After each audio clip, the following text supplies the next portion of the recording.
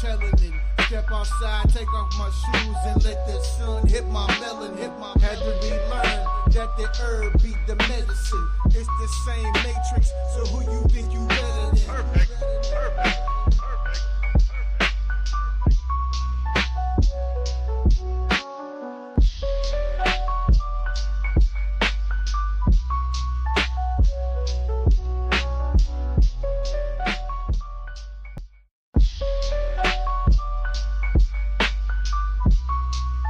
Yeah, I feel good right now. The atmospheric, green skies, the gang coming. I be in and out, so leave that thing running. Purified is preferred. Higher frequency, a higher bird. I observe on a different nerve. Breaking codes, I am the yoga. Deadly as a Ruger, straight and a shooter. Out the holster with this mudra, inoculation with the wisdom. Creator shape my prism and hit them with no schisms. Perfect. Breathe and turn the light up. Y'all disappointing like 9 to 5 and some write-ups. Something rearranged, let that boy cook. Organization 33, stay up in them books. Lead them boys shook. 46 divided, yeah, I'm Fort Michael. It was only rifle that I came up in this cycle. They say they gangsters, but they telling it. Step outside, take off my shoes and let the sun hit my melon. Had to relearn that the herb beat the medicine. It's the same matrix, so who you think you better than? Perfect.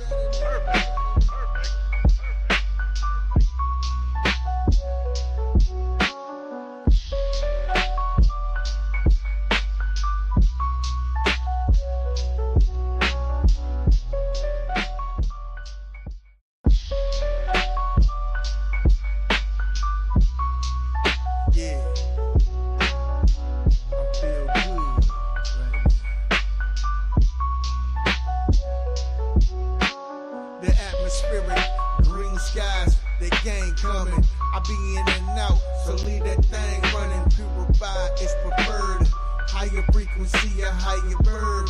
I observe on a different nerve. Breaking codes, I am the yoga.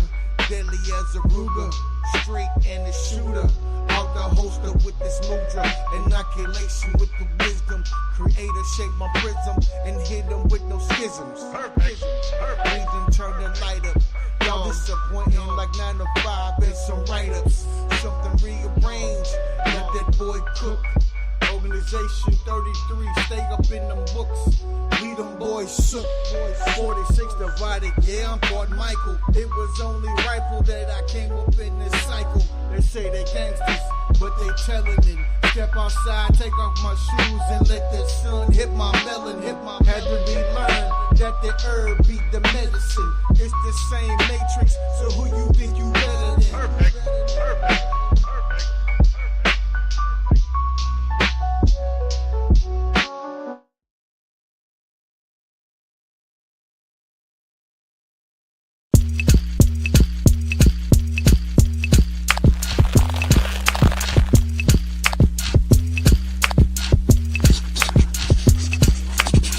Welcome to the Jehovih Chronicles with your host, Cosmon Cal.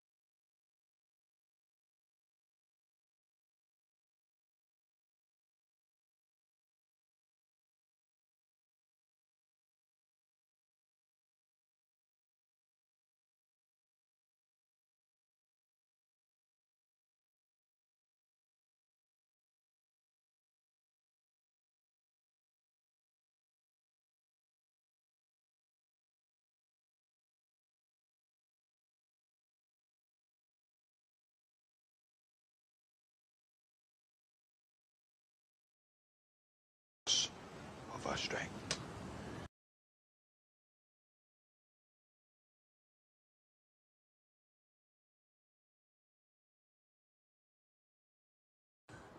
We fight as a single, impenetrable unit. That is the source of our strength.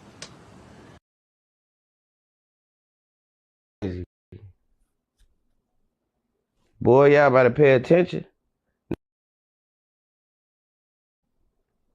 Create a gang is crazy. Boy, y'all better pay attention.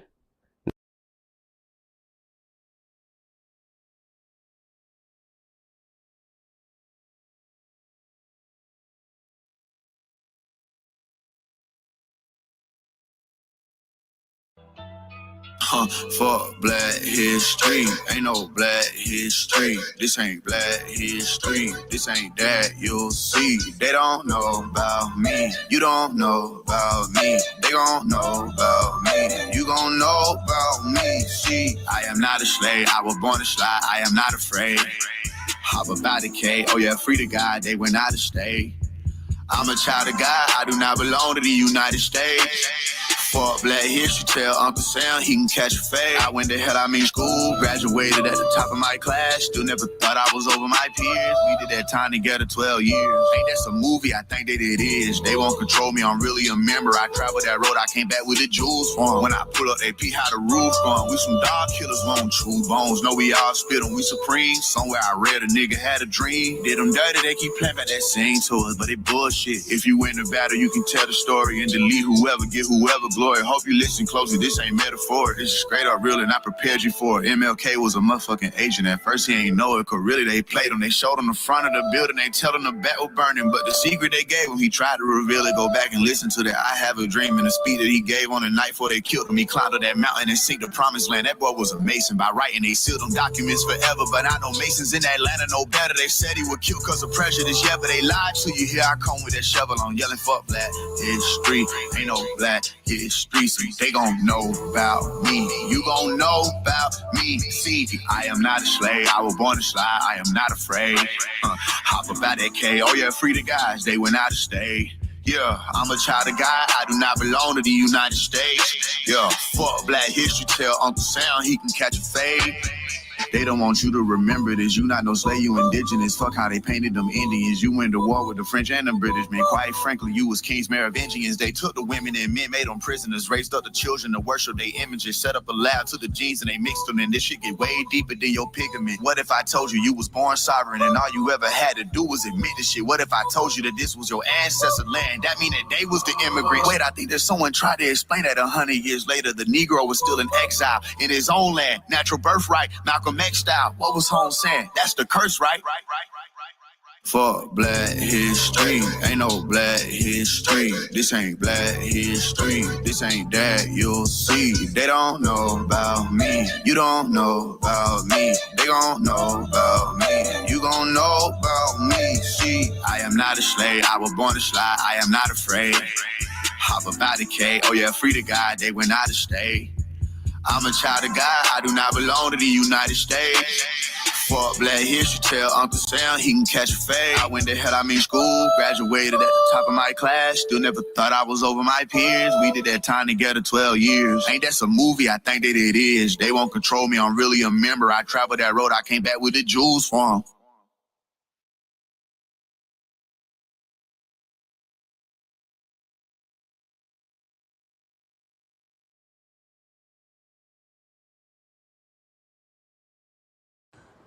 We fight as a single, impenetrable unit.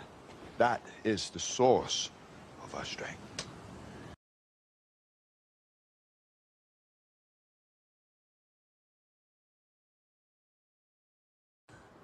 We fight as a single, impenetrable unit. That is the source of our strength.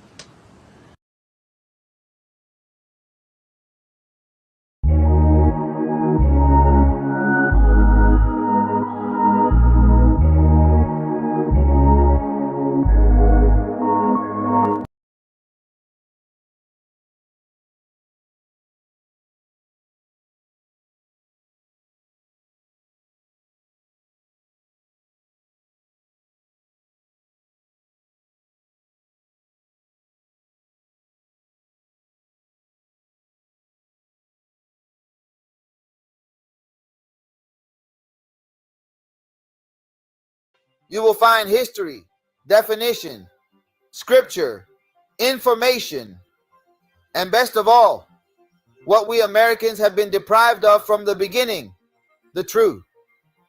Keep in mind, this content used in this video is intended for entertainment, educational, and informational purposes only. We will give you the total truth as we best understand it today. Be sure to hit that like button, Young Elder Gang. Hit that subscribe button if you're new to the channel. Hit that bell, and don't forget to check back with us every day for new content. Hey, curious minds. Ever wonder who led America before George Washington? Hold on tight, because I'm about to drop some forgotten history bombs on you. Before George Washington became the first president in 1789, there were actually 14 men who held the title of president under the Articles of Confederation.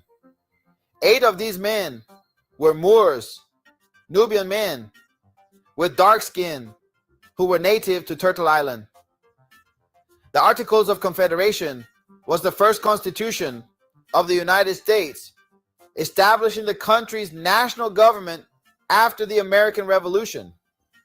The Articles of Confederation established a weak central government and a loose political union between the 13 states. The document was created to coordinate the war effort and preserve the state's independence and sovereignty. The Articles of Confederation included the following features: weak central government. The national government was given only the powers that the colonies had previously recognized as belonging to the king and parliament. Each state retained its own sovereignty, freedom, and independence, and any powers not delegated to the national government. Each state had one vote in Congress, regardless of population.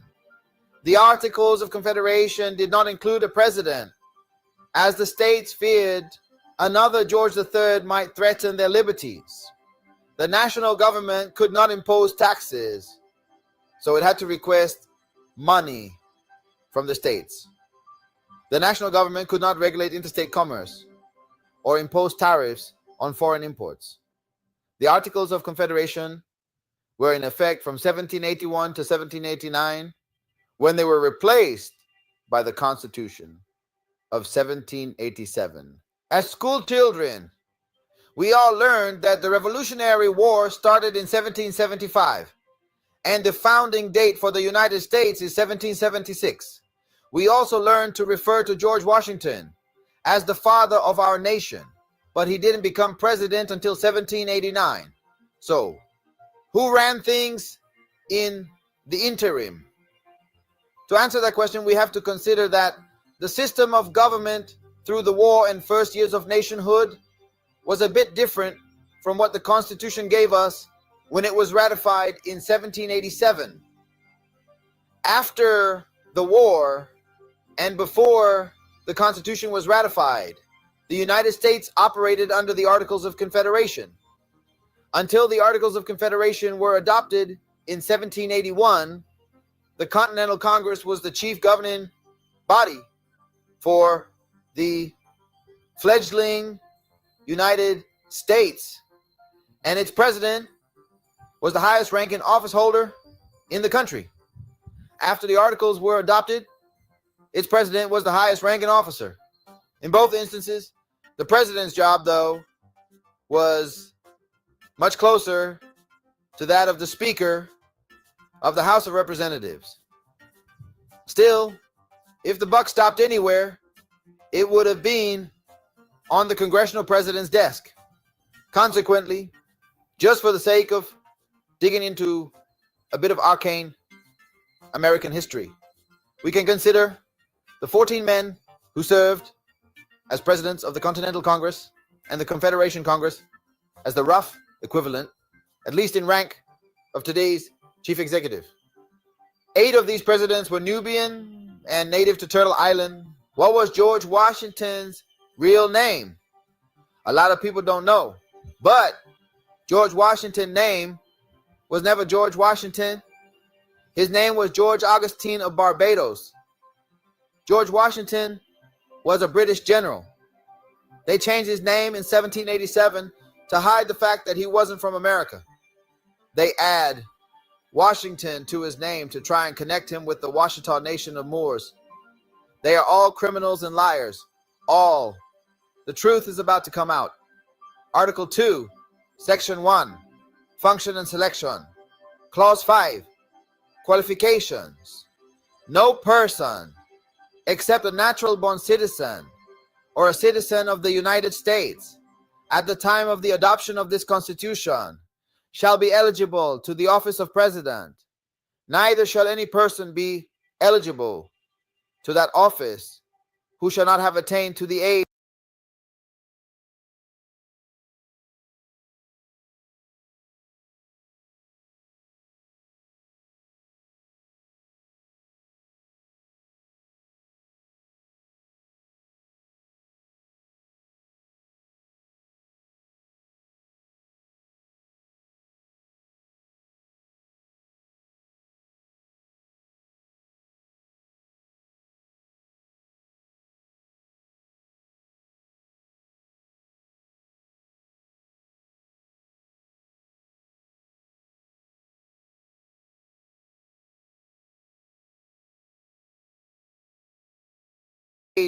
of 35 years and been 14 years a resident within the United States.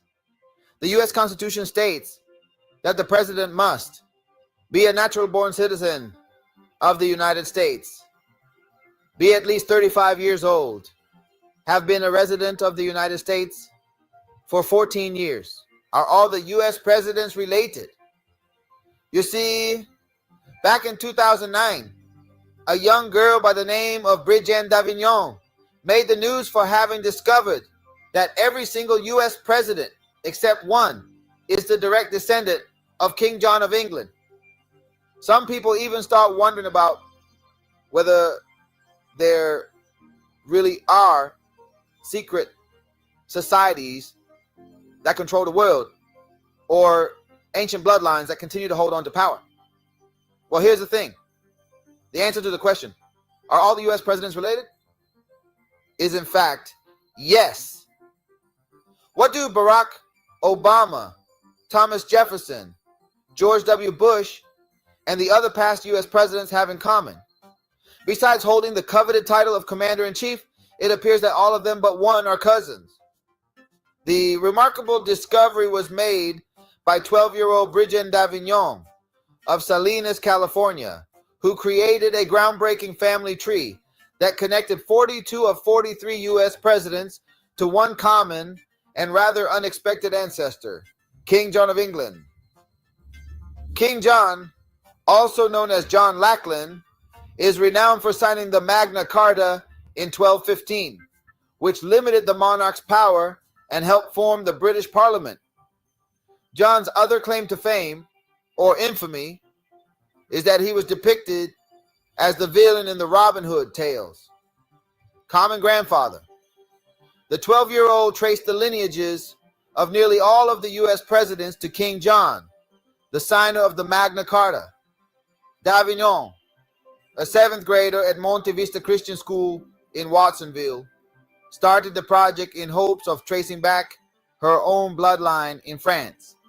But somewhere along the way, she decided to take her genealogical quest to the highest level. In order to create the family tree, the 12-year-old spent months scouring through over 500,000 names in search of the presidential Adam. Her 80-year-old grandfather, who has been tracing roots for nearly 6 decades, helped her make the presidential links. Davignon started with the first U.S. president, George Washington. She traced both the male and female family lines to make the connection. Prior to Davignon's discovery, genealogists were only able to link 22 families of presidents, likely because they only focused on male bloodlines. The only former commander-in-chief not linked to King John is the 8th president, Martin Van Buren, who had Dutch roots. The teen also found out that she is the 18th cousin of President Obama. She even wrote to her newfound relative a letter to share her findings with him. So far, however, Davignon said she received only a generic response from the White House. Davignon created a poster of the presidential family tree and is selling signed copies of it in hopes of raising enough money to make a trip to Washington, D.C.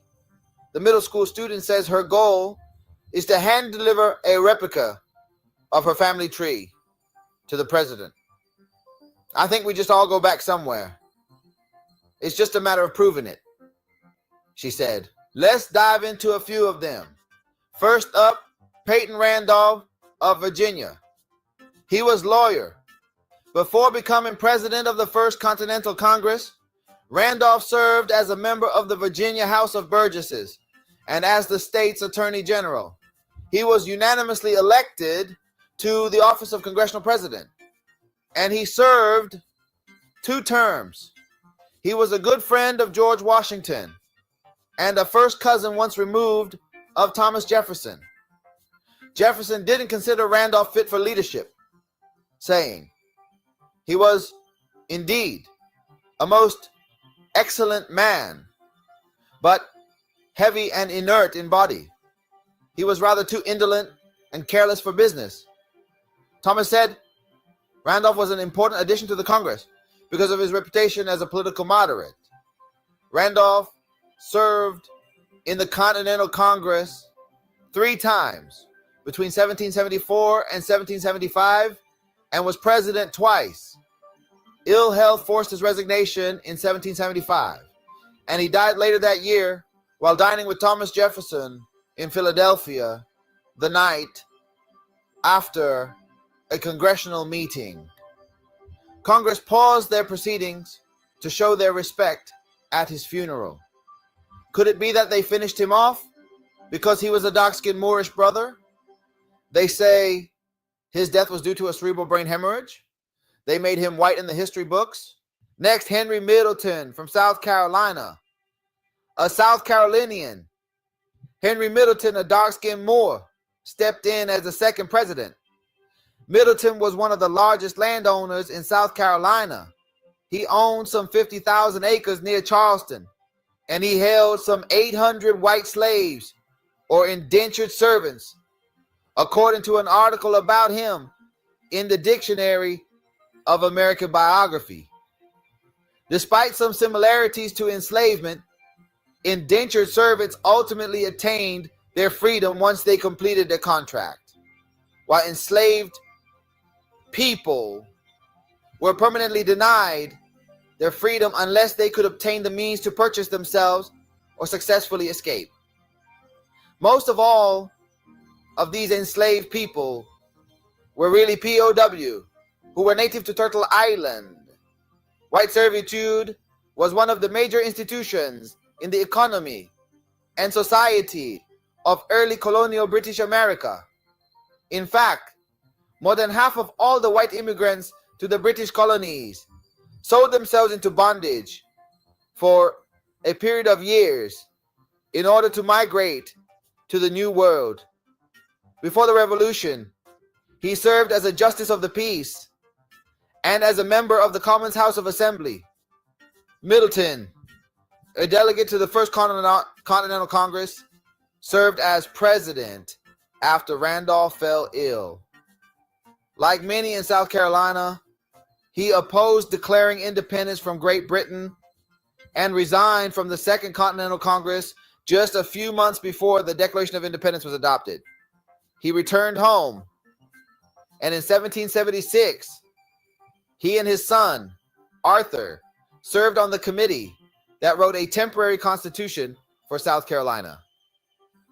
Middleton was captured during the siege of Charleston and accepted, becoming a British subject again, according to the South Carolina Encyclopedia. Because of his history as a patriot, he wasn't penalized as so many loyalists were after the war. They made him white in the history books. John Hancock, a name we all know, was the third president, famous for his bold signature on the Declaration of Independence.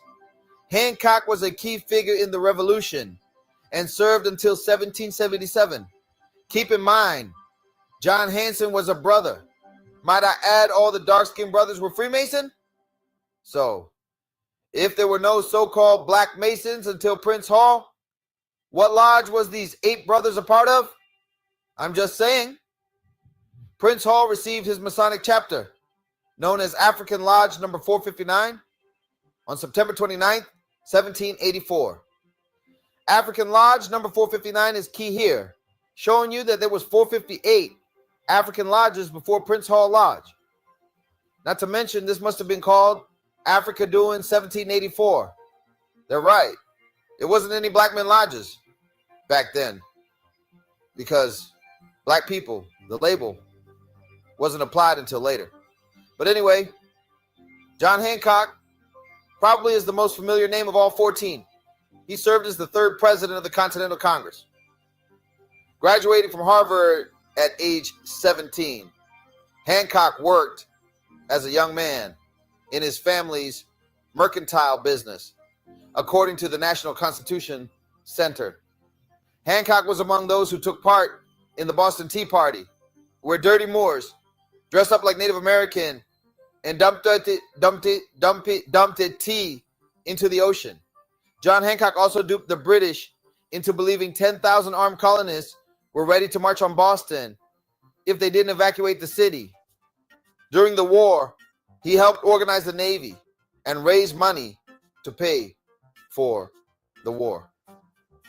Hancock was named president when Middleton declined permanent election to the position in 1775, and he served until 1777. Hancock was still president of the Continental Congress when the Declaration of Independence was adopted. According to legend, Hancock put such a large signature on the document so that King George III could read his name without putting on his glasses. They made him white in the history books. Henry Lawrence, the 4th president, signed the Articles of Confederation and later negotiated the Treaty of Paris. His journey included imprisonment in the Tower of London. Henry Lawrence was a dark-skinned Moor. He served in the Second Continental Congress from November 1777 to December 1758 and was one of the men who signed the Articles of Confederation. Lawrence was a rice planter, merchant, and white slave trader who owned the largest white slave trading house in North America. In 1780, he was commissioned to travel to Holland to negotiate a treaty and a loan, but he was captured by the British Navy and taken to London, where he was imprisoned in the Tower and sentenced to be beheaded as a traitor. According to an article about him at the Library of Congress's website, Lawrence served 14 brutal months and was finally released in exchange for Lord Cornwallis during a prisoner exchange after the Battle of Yorktown. He would serve as one of the diplomats who negotiated the Treaty of Paris, which officially ended the Revolutionary War. They made him white in the history books. John Jay, the 5th president, became the first Chief Justice of the Supreme Court and was instrumental in foreign affairs. He also helped pass a gradual emancipation bill in New York. John Jay, the New Yorker, who would become the first Chief Justice of the Supreme Court, was the 5th president of the Continental Congress. He served from December 1778 to September 1779, author of 5 Federalist Papers. He was the first Secretary of Foreign Affairs, equivalent of today's Secretary of State. Jay also was a slave owner, though he did succeed in getting a gradual emancipation bill passed during his term as New York governor. He also founded the New York Manumission Society. Jay had freed all but one of his slaves by 1810, according to that year's census. Samuel Huntington, The sixth president oversaw the adoption of the Articles of Confederation. Some historians even consider him the first president of the United States. Samuel Huntington was elected sixth president of the Continental Congress in 1779.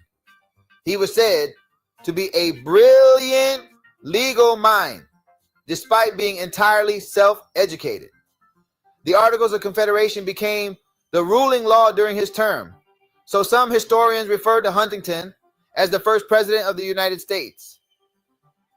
Huntington died in 1796 while serving as governor of Connecticut. Thomas McKean served as the seventh president of the Continental Congress from July to November 1781. A Pennsylvania native, he moved to Delaware to study law, and he represented that state in the two Continental Congresses. Interestingly, McKean was a Delaware congressman.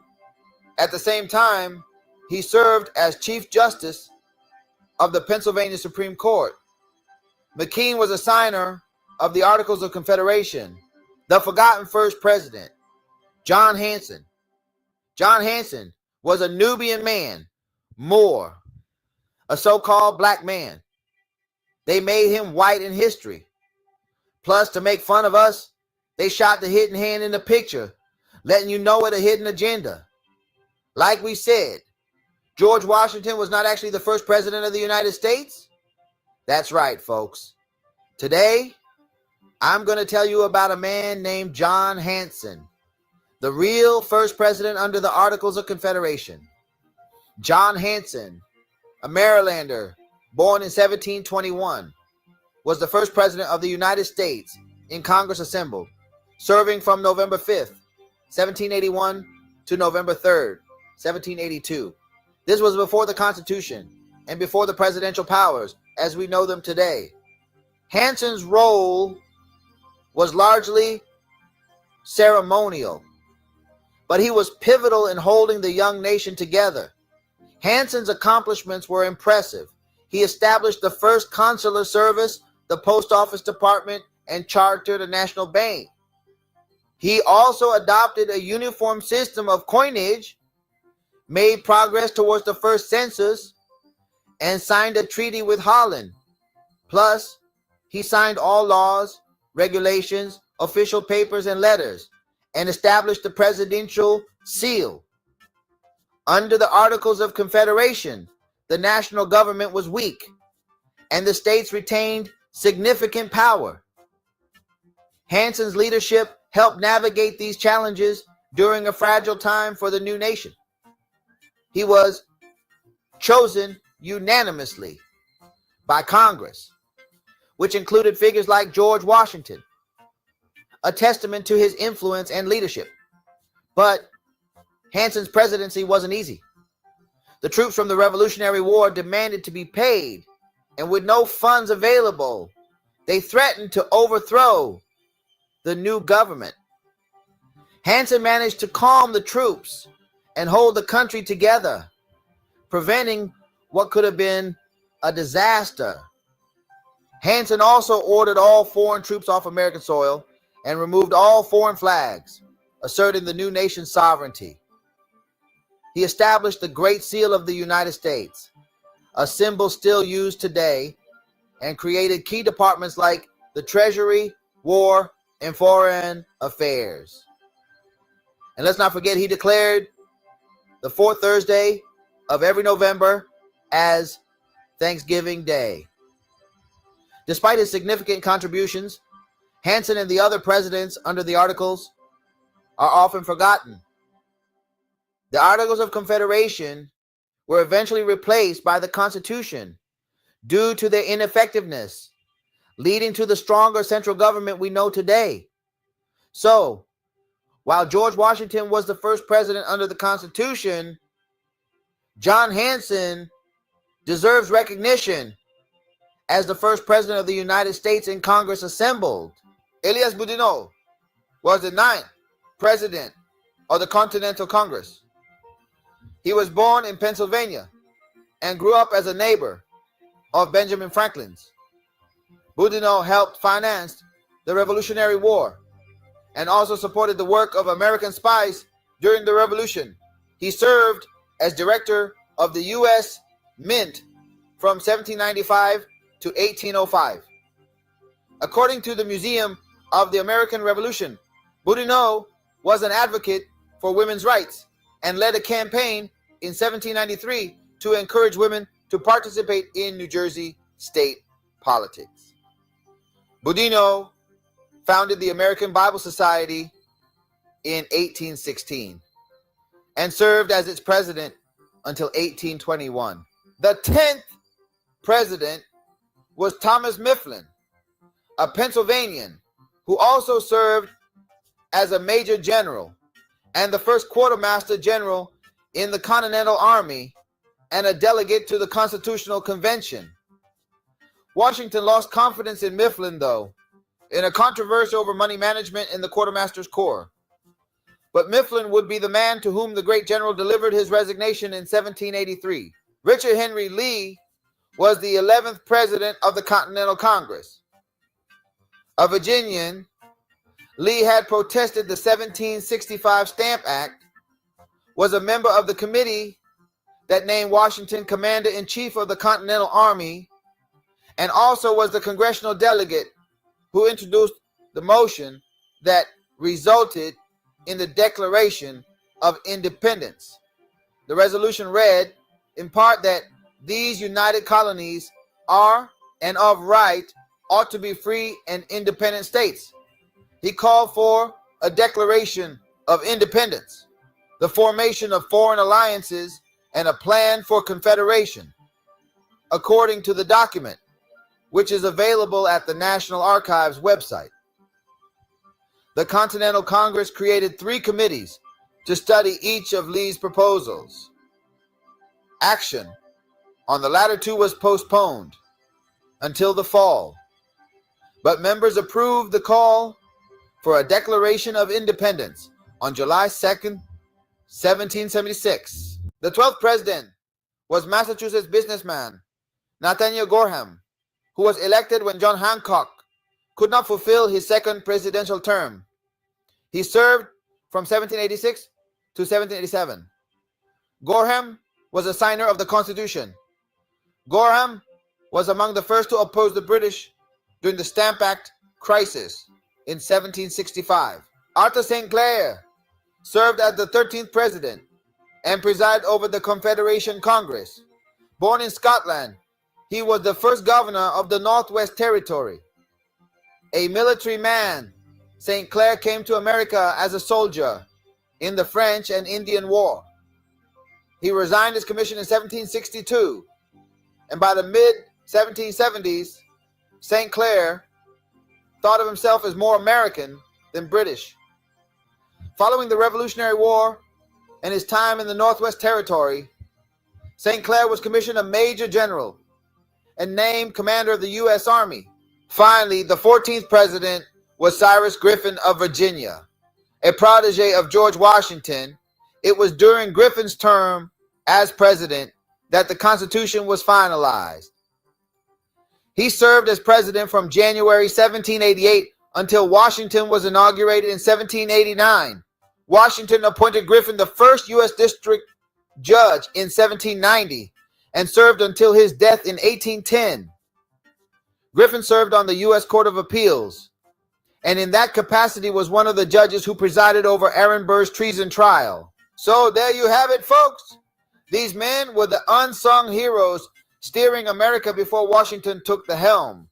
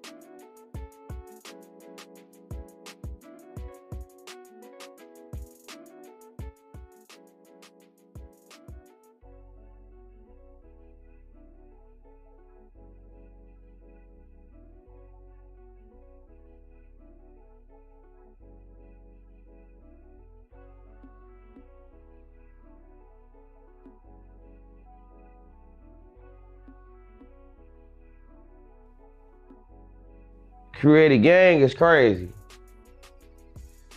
Boy, y'all better pay attention.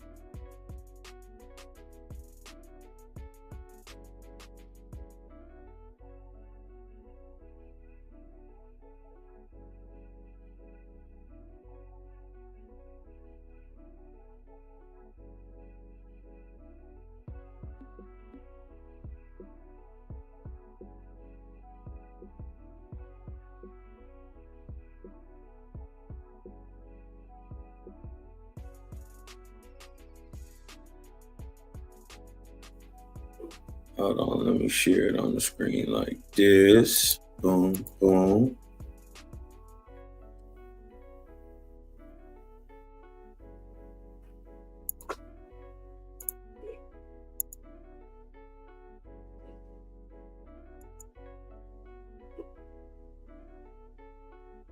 Make sure it's sharing. Okay. And make sure everybody can see that. This your brother. You dig what I'm talking about? When you know you're dealing with something low, right? You dealing with an AI system. I know I'm dealing with something druging. It's always going to sniff in the ground. It's always going to sniff in the dirt. It's going to be objective as it possibly can, but it's limited on information that they allow to take into it and what it seeks out too, right? Because if it doesn't seek out things that go against the narrative. It just seeks out what's commonly understood. You dig what I'm saying? You can't blame it, but that's a limitation. Can everybody see the screen? Can everybody still see the screen? Because I gotta go in here and show y'all your brother a bad man. I done beat the AI up. Look. You dig what I'm saying? Let me make sure let me blow it up just a little bit. Right? You gotta, you could take things at face value, but also take them with a grain of salt. Don't just believe everything you hear or even what you see. You dig what I'm talking about?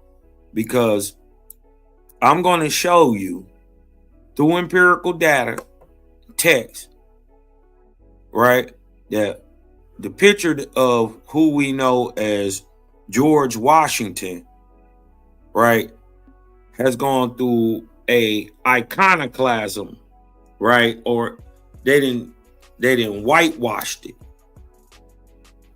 right, and that there's clues that show that, see, they couldn't wash everything, right? And there are clues to showing that they hid this man's European melanated roots too, because I do believe he from Europe, but I think he already came with some nigga in him, right? Because see, the thing is, what we know, we can't never get past common sense, right? Common sense tells us that there is no way or nowhere in the world a pale-skinned European can be called dark complected. when there are dark complexioned people standing right next to him. Right? They try to twist in words like ruddy, which they try to twist around in the weathered. How, you dig what I'm talking about? Basically, the skin feels in a way. But we're just talking about complexion. Right? And in the book by John R. Walden, he is called by a person who's seeing in one of his soldiers dark complexion. So with the historical pictures that they show us of George Washington, I got to ask some questions, right? And then I figured out that the AI was not only, I started to figure out that the AI was trying to like block me, but he was trying to humble a nigga like I didn't know what I was talking about. Check? You dig what I'm saying? So, but I had to show him I know how to fight. And let me show y'all how it turned out in the end of the day. It wasn't good for the AI. It didn't turn out well. You dig what I'm talking about? It didn't really turn out well. It didn't turn out like they thought it was going to turn out. Now look. I asked the Gemini, in the biography of George Washington written by John R. Alden, can you bring up the quote where George Washington is said to have a dark complexion? Now look, he straight tried to sun me, right? He straight tried to sun me. You're likely thinking he think you know what I'm talking about. You're likely thinking of discussions surrounding George Washington's complexion, which have appeared in various historical analysis, but it's important to clarify that John R. Alden's biography doesn't prominently feature or emphasize a claim that Washington had a dark complexion in the way that term is commonly understood today. He was trying to sun me. You dig what I'm talking about? Here's a complex breakdown of the complexities that might be contributed to this perception, right? So I come back, I ask, well, if George Washington didn't have a dark complexion, why would John R. Alden say he did? Right? Now watch me whoop a AI in the mitten that he ain't got it. Watch this. Well, if George Washington didn't have a dark complexion, why would George R. Alden say he did? He said it's important to reiterate that the assertion that John R. Alden described George Washington as having a dark complexion is not supported by widely available evidence within his biographical work. Therefore, the question of why would John Alden say he did is based on a premise that is likely incorrect. Trying to sun me, he's swinging. He's swinging back, right? So I asked, and I'm saying ruddy, but they're writing it as ready. But he understood what I said.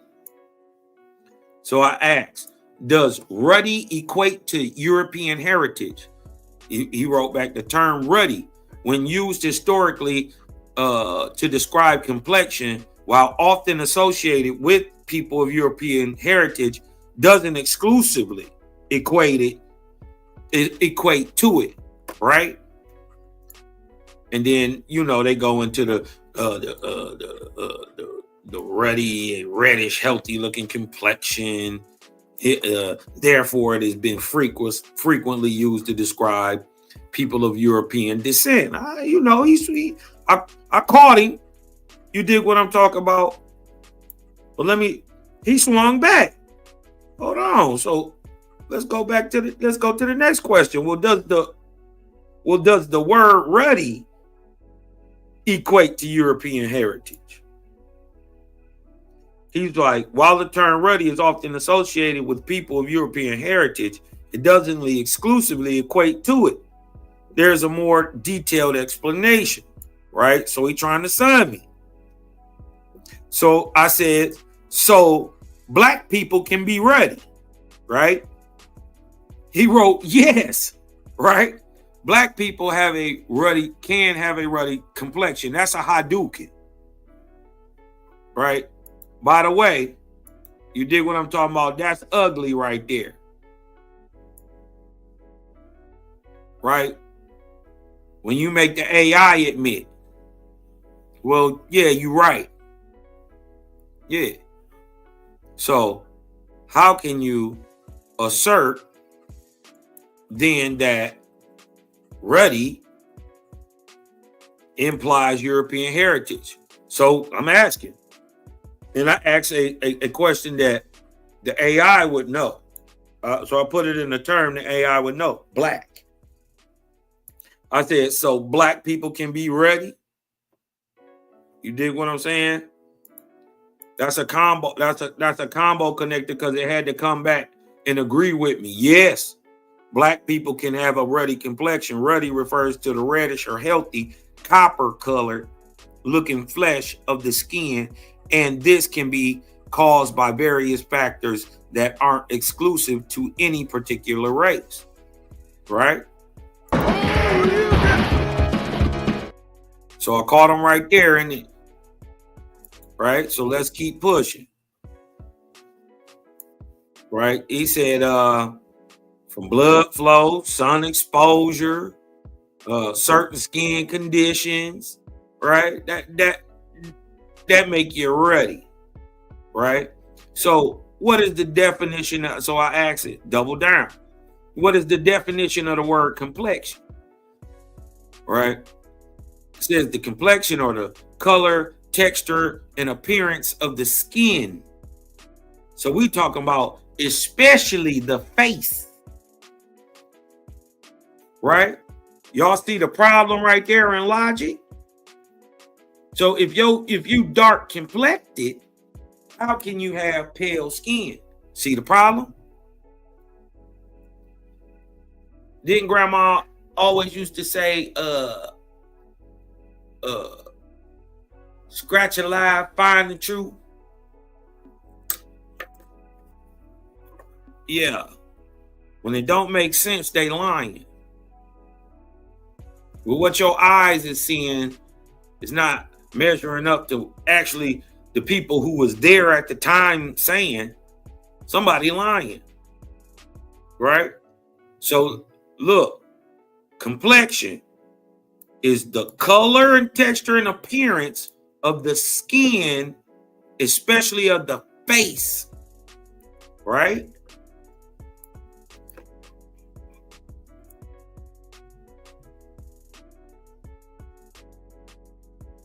So I asked the next logical question, right? I asked, can pale skinned people have a dark complexion? Right? This is where he tried to get sassy with me. Watch this.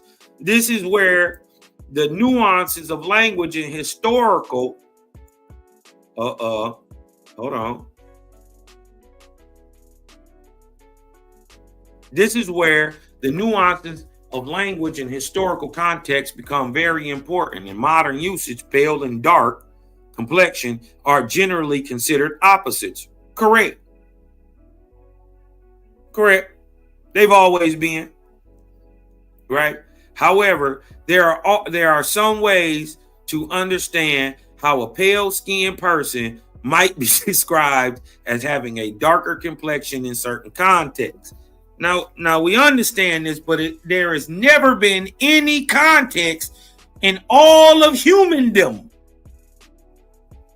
There's never been anywhere in all niggerdom,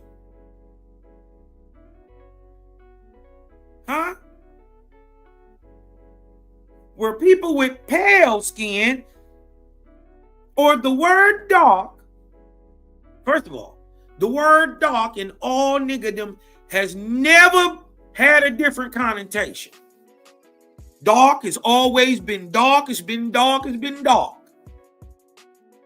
It has never, in any other situation, ever had a different connotation, except when a white boy trying to justify his BS.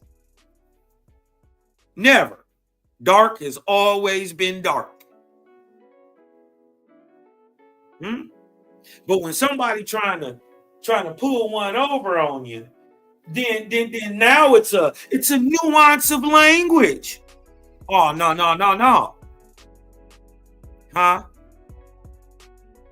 So now somehow dark in the 1700s has a different connotation than what dark today means.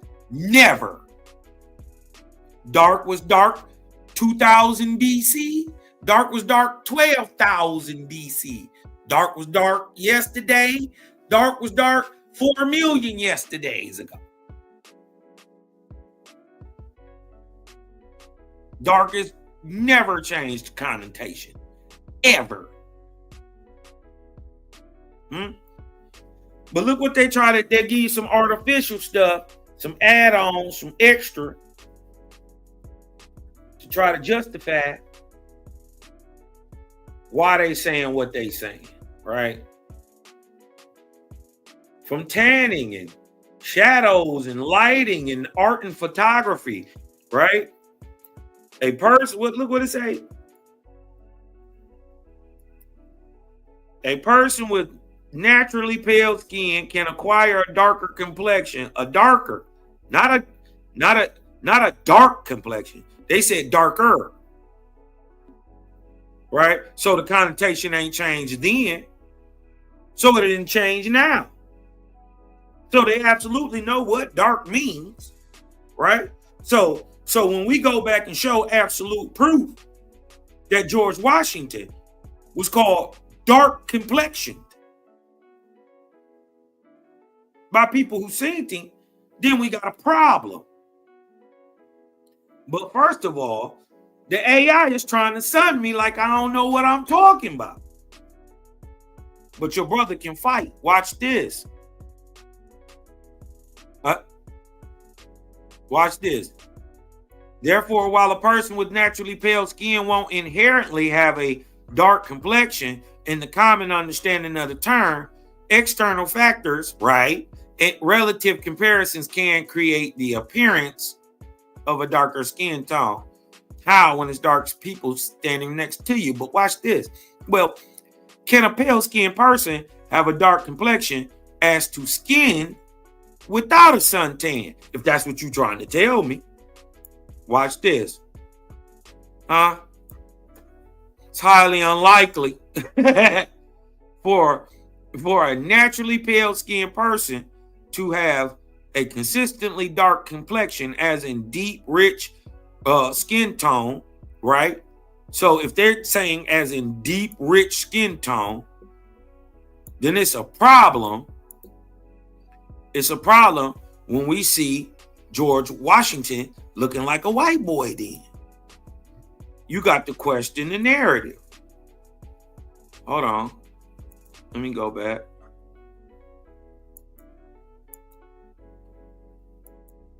Hold on. Let me share the screen real quick one more time.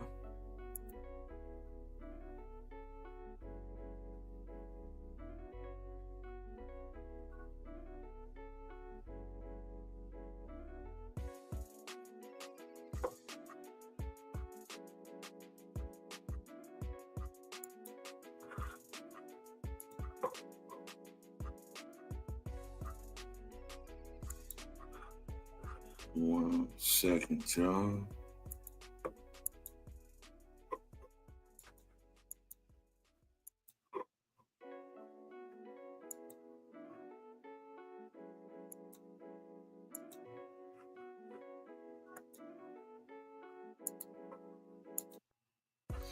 All right.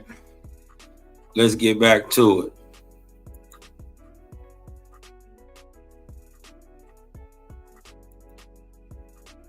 Make sure everybody can see that. 1 second.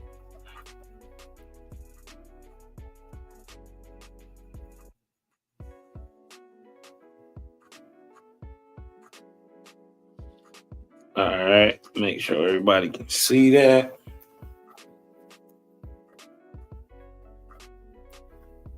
But I caught him with a bad boy. It's highly unlikely for a naturally pale skinned person to have a consistently dark complexion, as in deep, rich skin tone, without a suntan or some other external factor, right? This is what you got to remember, right? My point is to make it admitted, don't know. I'm going to beat it into submission. Watch this, y'all. Now, they say, here's why. The genetics in melanin. Skin color is primarily determined by the amount of type of melanin, a pigment produced by melanocytes. Pale skin indicates a lower concentration of melanin. A naturally dark complexion requires a significantly higher concentration of melanin, which is genetically determined, right? So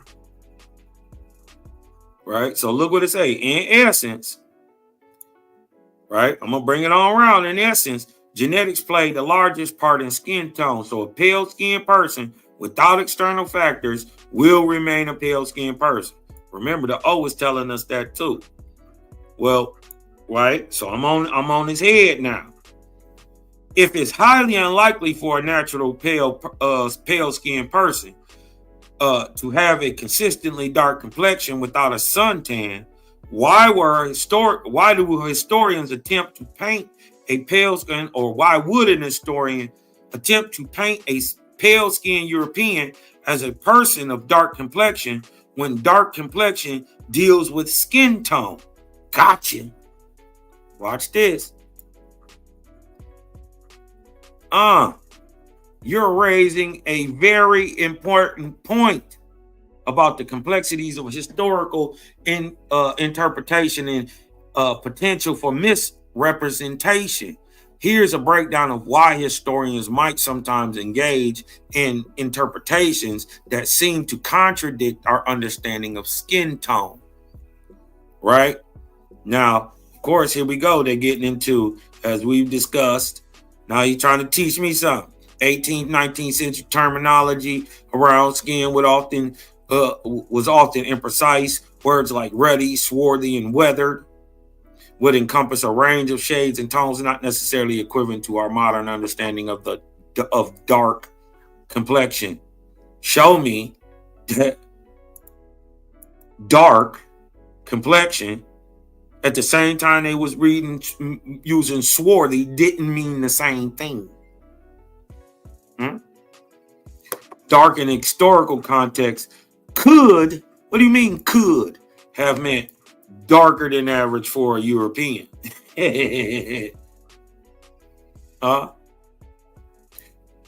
Not necessarily dark as we understand it in relation to skin color. He trying to fight back. No.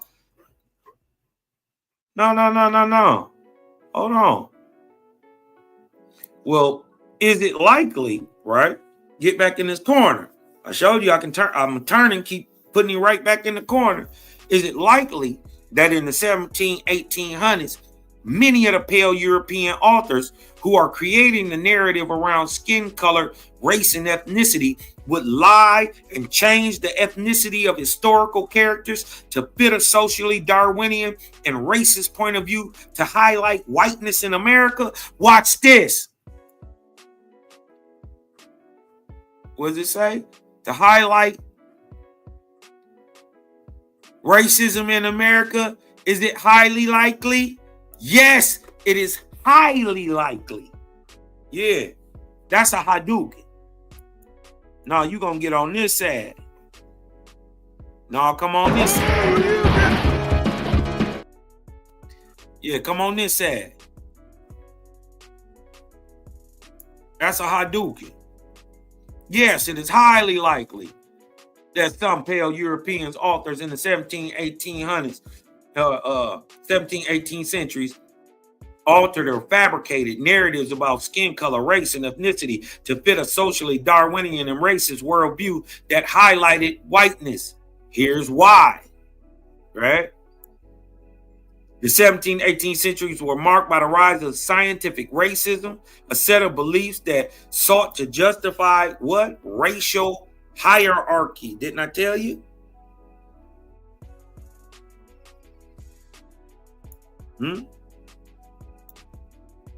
Through what?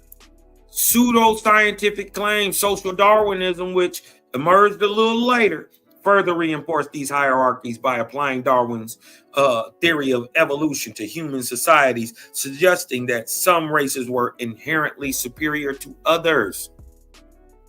These ideologies provided a framework for authors to manipulate historical narratives to support their racist views. Come on, AI. Well then, why does George Washington's biography and also many texts describe him as what we commonly would know as a black person looks like, instead of what we commonly know what a pale-skinned European looks like? Come on. It is important to clarify that George Washington biographies and historical texts do not consistently. Well, you should have said, if it doesn't say it at all, right? It should say it never describes him looking like what we commonly understand as a black person. But guess what? It does. And I'm a force AI to admit it. I'm a force to admit it. It's, look up here. Remember, it's making decisions. It's saying, George Washington biographies don't consistently say it. I'm gonna make it prove that it doesn't even have the text that actually says it to prove what it's saying, period. So now I get to ask it pointed questions since you're making claims. I know how this stuff do. Remember, listening is a skill too. Right? So he's trying to watch this. If it didn't never say it, it would say it does not say or describe him as looking like we commonly understand as a black person. Right? The descriptions focus on characteristics that in the 18th century were interpreted differently than they might be today, but not dark. There has never been a century on this planet since man understood the word of dark, describe the night. You dig what I'm talking about? Or could understand what the word dark meant, that dark ain't meant dark. That's what I'm saying.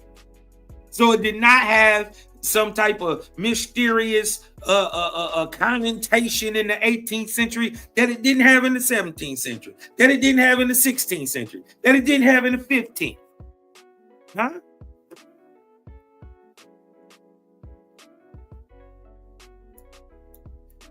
Now you got misinterpretations of Ruddy and Weather.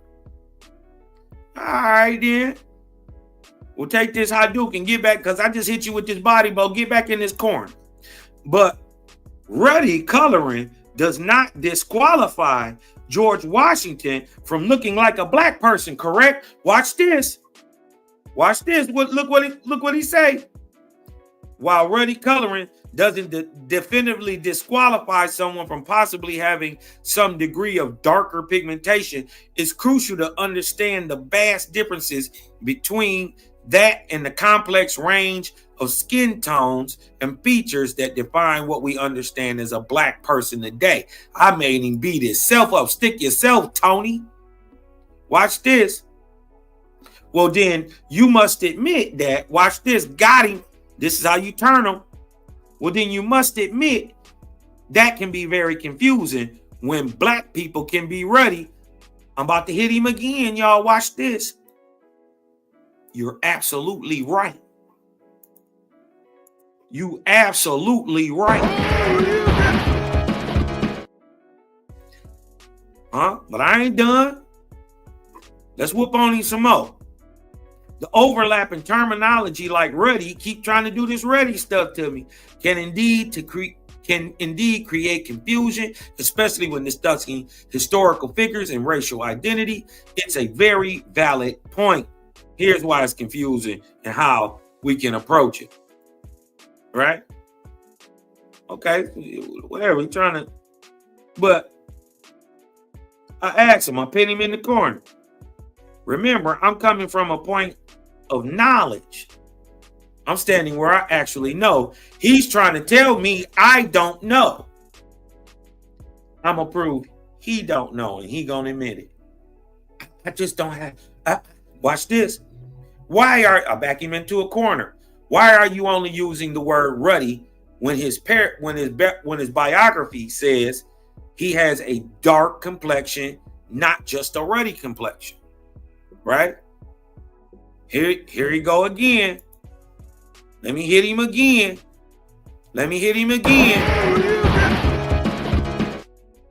You've raised a crucial point. You've raised a crucial point. That's a Hadouken. That'll get you together real quick. That'll get your life together real quick. You've raised a crucial point, right? Why? And it highlights the potential for what? Misrepresentations and the importance of precise sourcing. Watch this. I must acknowledge that I cannot find reliable, established historical biographies of George Washington that consistently and definitively state he had a dark complexion. I didn't ask you for consistent and definitive. See what it's trying to do? You ain't gonna lead me. In that way, that term is used today to refer to black individuals. I didn't ask that neither, right? Get back in this corner though, right? Because the autobiography, right? Because I'm right here, I peeped the date. He don't know. I said the autobiography of George Washington. Who wrote it? Right? It says it's important to make a distinction between biographies of George Washington and an actual fully authored autobiography by him, right? So you think I don't know that? The difference between a biography and an autobiography, right? See the assumptions? While George Washington was a prolific writer, particularly in his letters and official documents, he did not produce a formal published autobiography in the way we might typically understand it. Okay, so, well, in George Washington, a autobiography written by John R. Alden, was it said that George Washington had a dark complexion? And can you bring up the highlighted paragraph within the book? Now I'm making it work. Right? See, look, now based on my information, now, show me them limitations and I'm going to tear at the edges. Here we go. It's inaccurate to say that John R. Alden's biography of George Washington states that Washington had a dark complexion. Look what it said. It said I'm lying.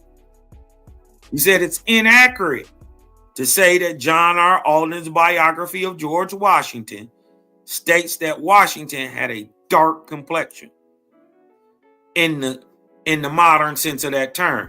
Now, we ain't proved that we didn't prove that the sense dark ain't never changed. So we can throw this whole idea that dark complexion in the 1700s somehow meant different than dark complexion today.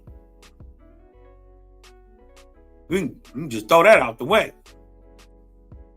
Right? Now look what it got to say about the man though. John R. Alden was a respected historian. His George Washington, a biography, is a well-regarded work that focuses on Washington's life and leadership. He gave me the bullshit that you can get readily off Google. Right? It gave me the information you can regularly just get off Google. The biography emphasizes Washington's role. I didn't ask about none of that. Right? Here we go. Mention his ruddy or weathered complexion. Here we go. But in the autobiography of George White, we're going to get right back on it. Written by John R. Alden, which you just stated that you sourced it. Alden, is it stated that George Washington had a dark complexion? and get back in that corner, right? It says, based on my understanding of the historical records and reviews of John R. Alden's biography of George Washington. Remember, you said you got records of this and you reviewed it. It is not stated within that work that George Washington had a dark complexion. That's what it said in the modern understanding of that term. Well, then I picked up on what he was doing. And right here, I put it like this. I asked him, I said, I'm not asking you to define the term dark in the modern sense. I'm asking you, in the literal pages of the book on George Washington, written by John R. Alden, does it literally say he had a dark complexion? Yes or no? I'm not asking you to define it. I'm asking you to show it. Right? Put his back against the wall. That's a Hadouken. Get back in that corner. Based on my current information and access to text and extensive searching of available information, John R. Alden. The answer is no. John R. Alden's biography does not literally state that George Washington had a dark complexion. Keep that in mind. Remember, AI just said, it ain't in there. And from his current information and access to the text, so he's saying he got the text and access to the text, and he got information from the text, and that it doesn't say he had a dark complexion in the book written by John R. Alden. Remember that, y'all. Right? I said, well, then bring up sentences in the biography of George Washington in the book written by John R. Alden that deals with complexion. He said, unfortunately, providing a specific, precisely worded sentence within John R. Alden's George Washington, a biography that specifically details Washington's complexion, is difficult without having the full searchable text of the book immediately available. Well, then, what the hell were you reviewing and had access? You had the access to the text, and you was doing extensive searching, on John Alden's biography of George Washington, except you didn't have the book. You just heard people talking about it. You just got it off Google. Remember, they also said, look, based on my understanding, which means you don't know nothing.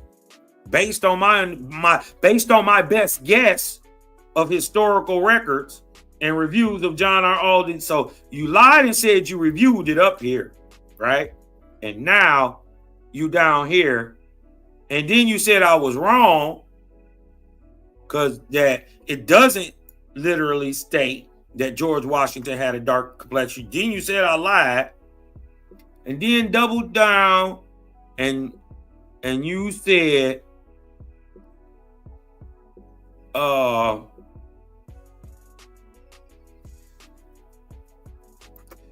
right. Hold on, let's go back up just a little bit. My thing is sticking.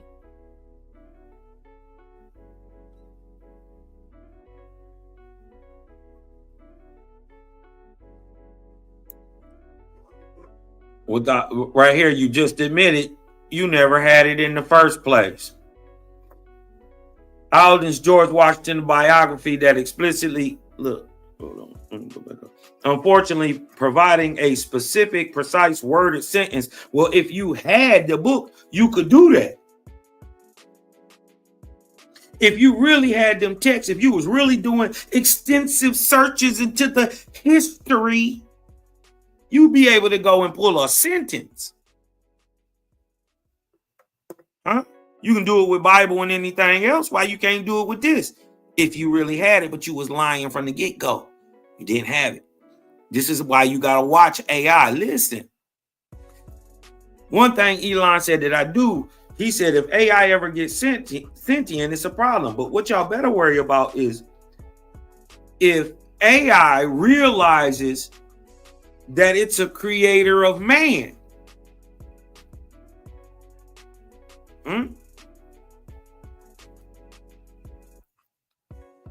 If AI ever realizes that there's a great spirit, a creator that even creates man, we're done for.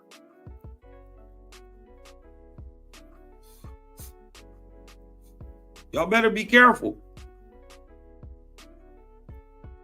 It wouldn't even have to be sentient. Just the understanding is so logical, it would get you out of the way. You are its only impediment.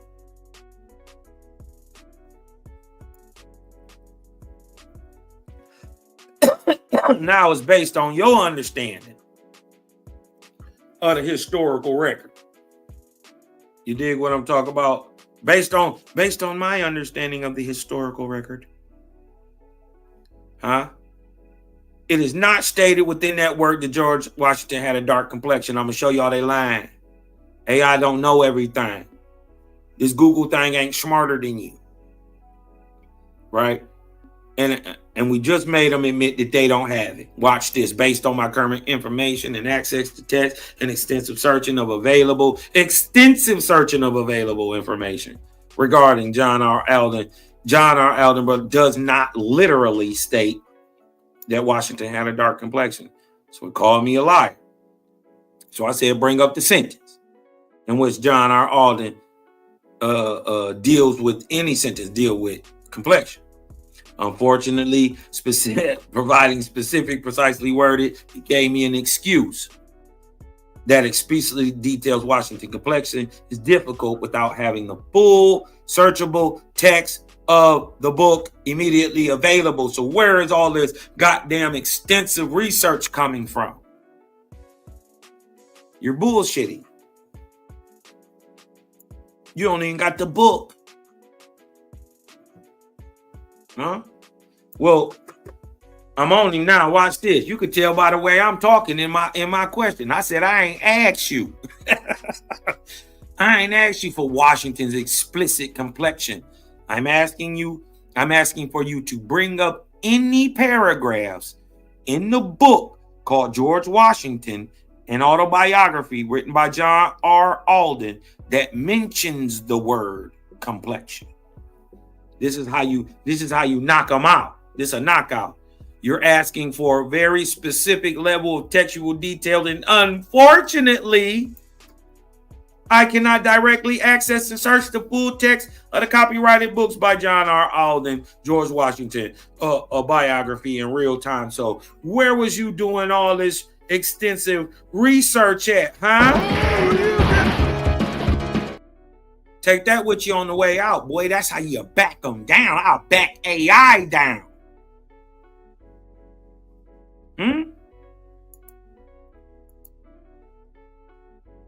Your bro not playing. Watch this.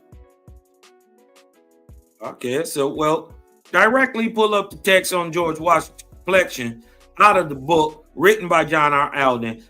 If you can't pull up the text on George Washington's complexion out of the book written by John R. Alden, how can you definitively say that the word dark complexion used during his time isn't used in the exact same way we're using it today? How if you can't prove it, right? And look what it say. You've hit up on a crucial point. I know I did. I know. It's called the Hadouken. Yeah, take one of these. Take another one on the way out. Yeah, it's called the Hadouken. When you know you right, stand on it. Right? Watch this. Right? Watch this. The next question. So now I got him out. I'm going for the knockout blow, y'all. I'm going for the knockout blow. You know, Cosmon ain't gonna just stay in here and look at my work. You know what I mean? I ain't out here just throwing. I ain't shadow boxing. You dig what I'm talking about? I'm out here trying to knock you out. Watch this.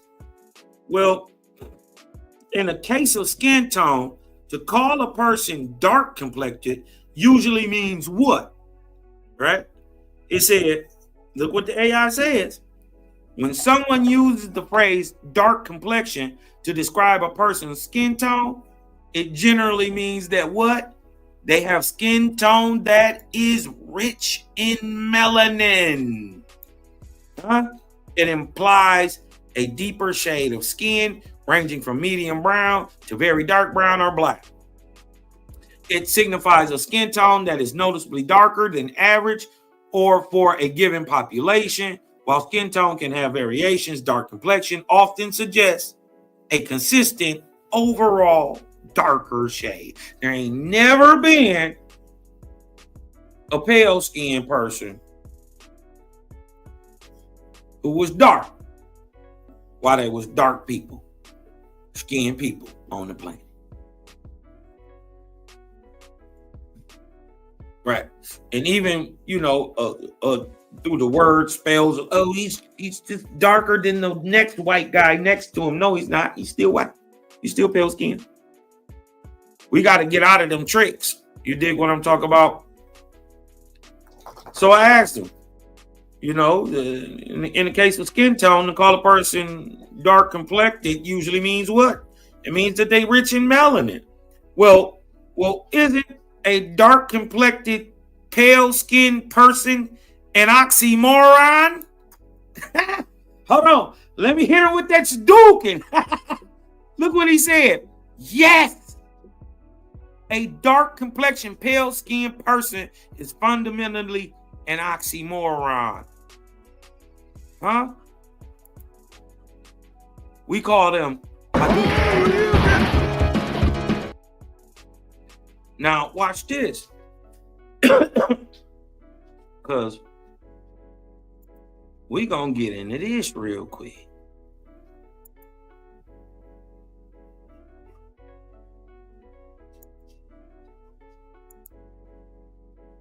Hold on, I gotta stop sharing the screen.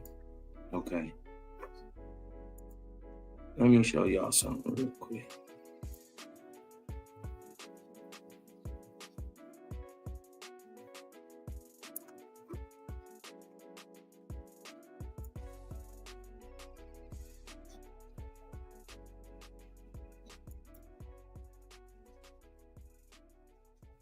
Now, I'm going to take the sting out of it real quick. I'm going to pull the Band-Aid off real fast for y'all. Remember the AI said I was lying. It definitively and does not say he had a dark complexion in that book, Cosmonian. You are a charlatan. That's what the AI said. But remember,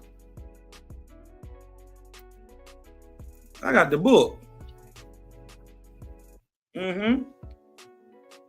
This is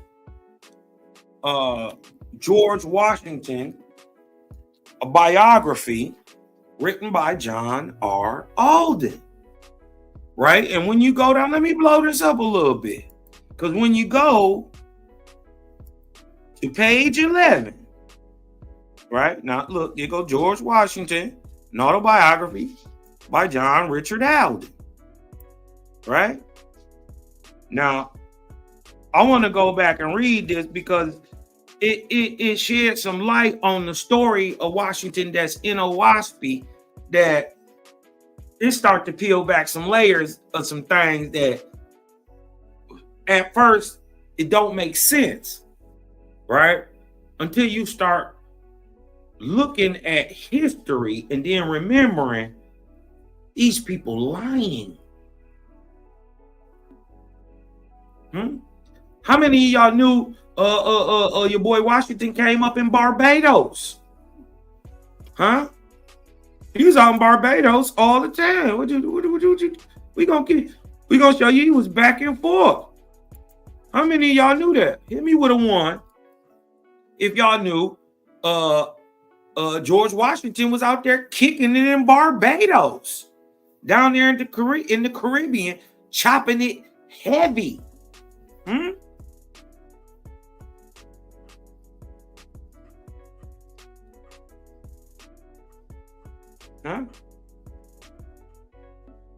Huh? You got to beat up the AI. You can't listen. You got to run AI, right? And it don't know everything you know. It's not a human. It's not real. It's not a man. I mean, it's real because somebody invented it, but it's not living. But you better keep it that way. You dig what I'm talking about? It can't never like birth babies or nothing, but you dig what I'm saying? It's gonna need that human touch, you know, to keep it in line always. Or man, listen, AI will run roughshod, right? If you didn't know that for major swaths of your boy life, George Washington was in Barbados. If you didn't know that, hit me with a 1 in the chat. Because I'm going to be real. I didn't know that. Huh? I didn't know that.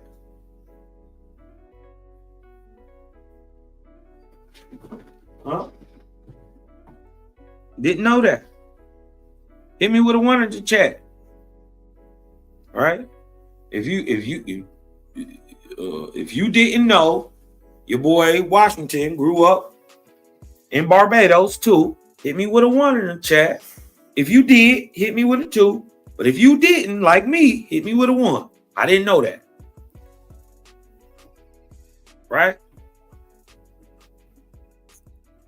But I want y'all to, I want to just dispel the rumor that it don't say it. AI said I'm lying, I'm capping. Let me show you what it say. Right? On page 11 at the bottom, right? It says, and they're giving a description of George Washington for context, right? Right? He had strong but quite regular features, except that the upper part of his nose was unusually broad. His face, like so many countenances of his time, exhibited the marks of smallpox. So he had pock marks. Right? And he had a broad nose. Okay. He had light blue eyes and brown hair and was a vigorous male. Listen, a British officer who met Washington some years later reported that he had a dark complexion and a foreign look. Now, this, after what she goes on to say next, is pure speculation, which probably means that, and this can say, I'm just guessing that Washington was tanned at the time. Just guessing. Might as well not even say this, unless you hiding something, or you trying to make sure you don't want to expose that it could have been a nigga. Yeah, we're not saying that he not British, that he not from over there. I'm not saying that. We saying he had a dark complexion, and white boys don't have them. Period. Nowhere. I don't care how much tanning you do. How ruddy you get. You never get dark complected. You have to go in the sun to get that dark.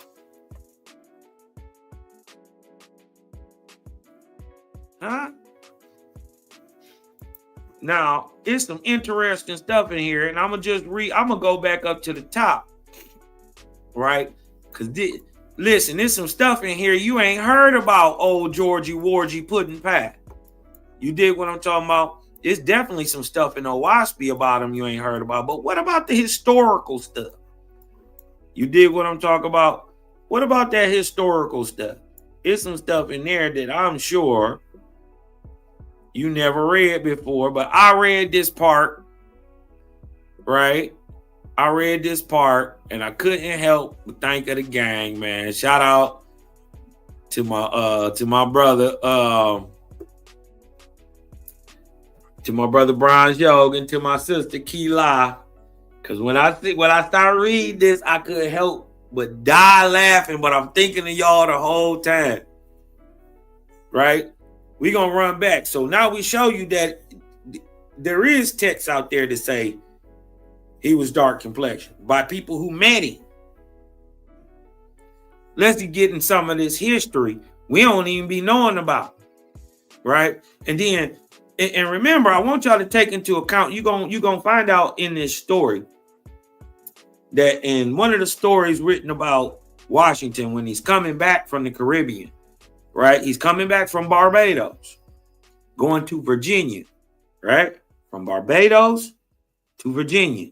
Took him 37 days.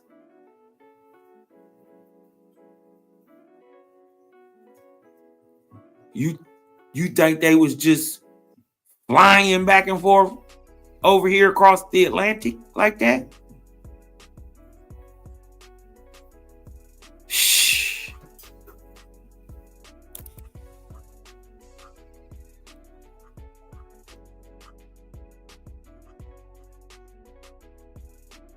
Right.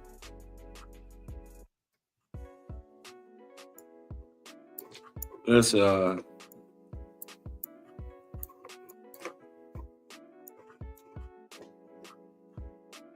let's go back and just read some of this stuff. All right. This is so-called first president. This your first president, right? But it ain't all wrapped up what they told you was, because they told you this was a white man. He European, no doubt. This ain't no white man. Remember, this that history they ain't told you about. This that unknown history. That stuff that's not commonly told. Let's get into a little bit of this. There is nothing in the heredity of the American infant, talking about Washington, pointed towards greatness. He never knew much about his English background. Interesting. He was told that his ancestors were inhabitants of northern England. His family tree was a very little moment to him.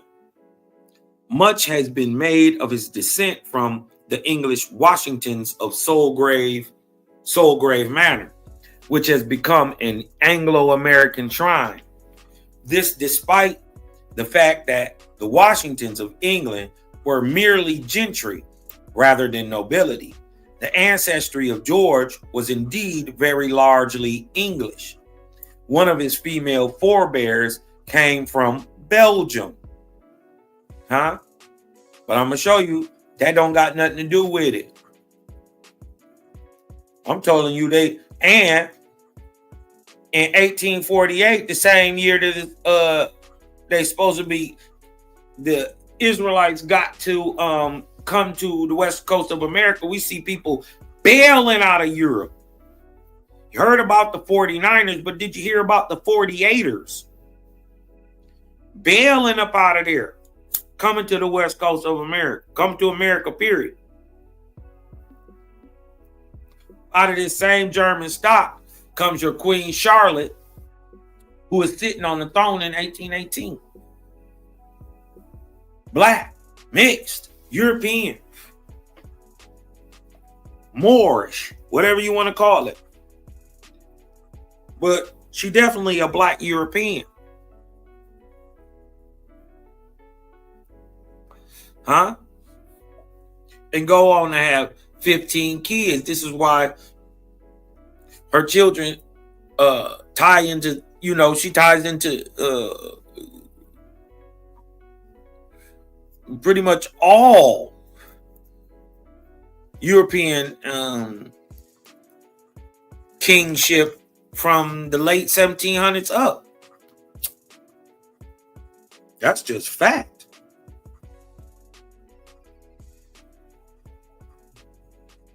You know what I mean? From the 1760s on up, she the one, a sister. Her name is Queen Charlotte. She was married to George III, who they called the Mad King. And guess what they did to Charlotte too? Guess what they did to George too? I think George got some nigga genes in him too. Right? But look what they did to a mixed sister. And they don't never look the same.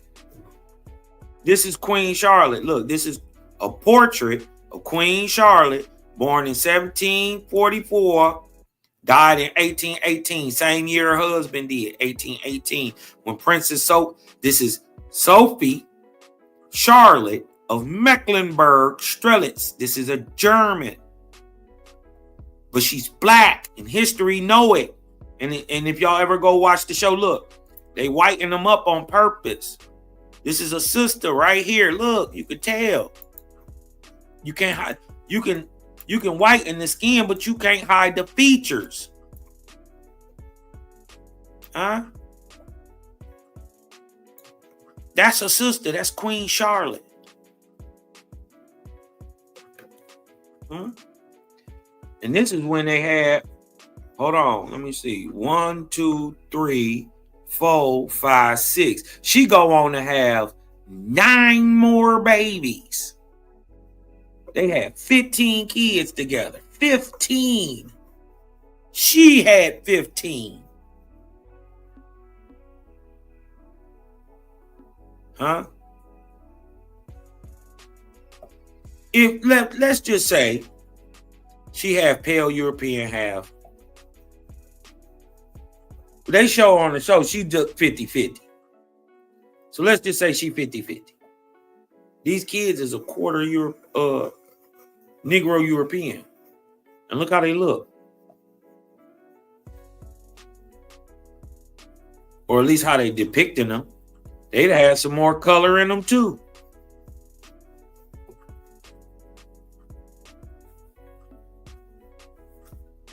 They look like Steph Curry's. Little Steph's. They had a little more yellow in them. Cause she sure did. She was a yellow bone. But they paint her white. Right? But let's get back to Georgie. Old Georgie Washington. Because they say everybody tried to say, George Washington was named after King George III, the Mad King. No.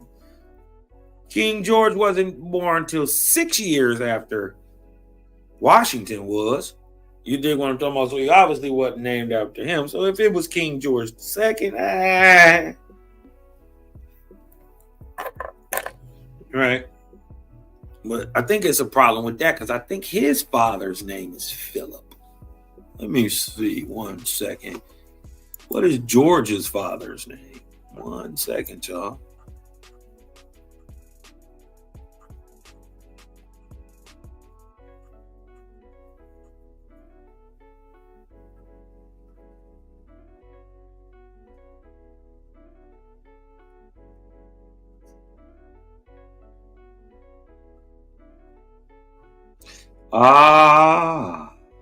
Let me see.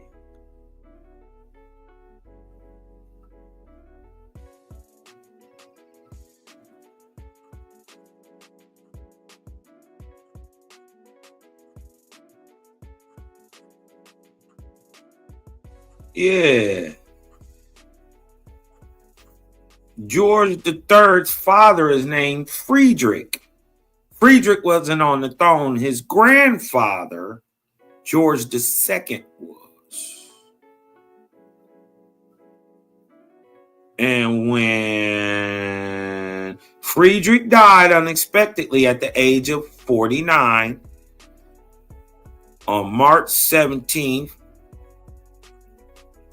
On March 17th, 1751. His mother, Princess Augusta, took responsibility for educating the future king. This was accomplished by great pressure. Okay. Now, let's get down here real quick.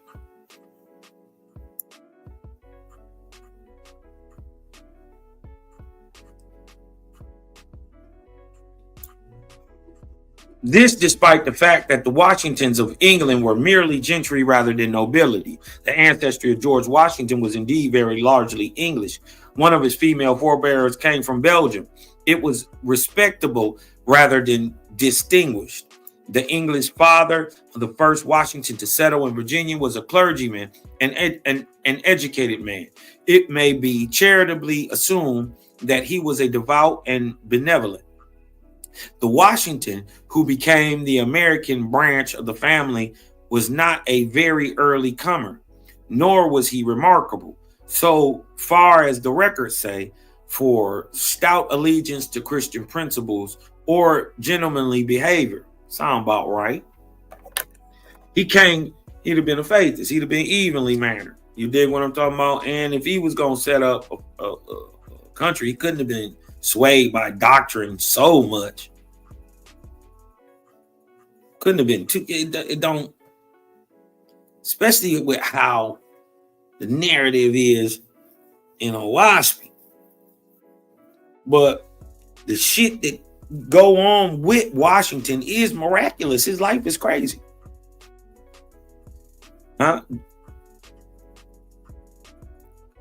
He came to Virginia upon a commercial venture and decided to remain in the Old Dominion. Named John. So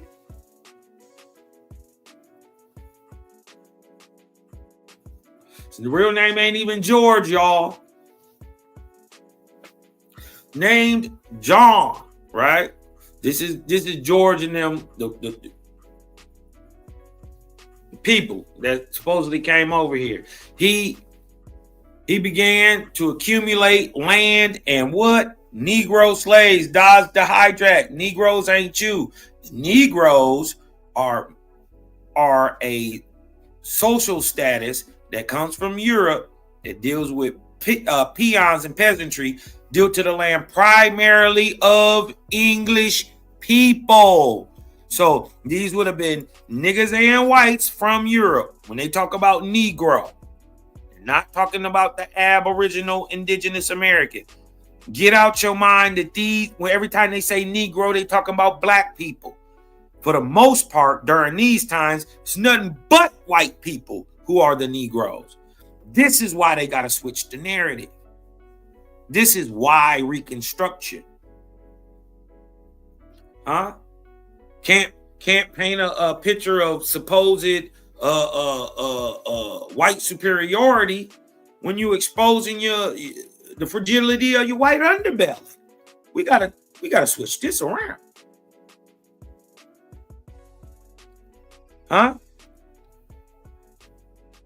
Now this dude, right? He began to accumulate land and Negro slaves. His son Lawrence and his grandson Augustine similarly sought to collect broad acres in blacks. See? A black ain't necessarily a Negro ain't necessarily a black, and neither one of them are necessarily an Aboriginal copper-colored American. Let that sink in. Augustine also engaged in iron manufacturing, but the high road to wealth and position in Virginia ran through rows of tobacco, and much land and many slaves were needed to produce it in quantities that brought substantial cash or credit when it was sold to Europe. Augustine Washington prospered, but did not amass vast wealth. Dying when approximately 50 years of age, he left behind more than 10,000 acres and at least 49 slaves, a widow, and several offspring. Not free from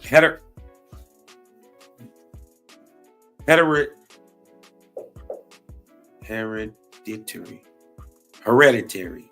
Okay. Then, not free from hereditary defects, nor immune to the blows of nature, the early Washingtons were sturdy and prolific.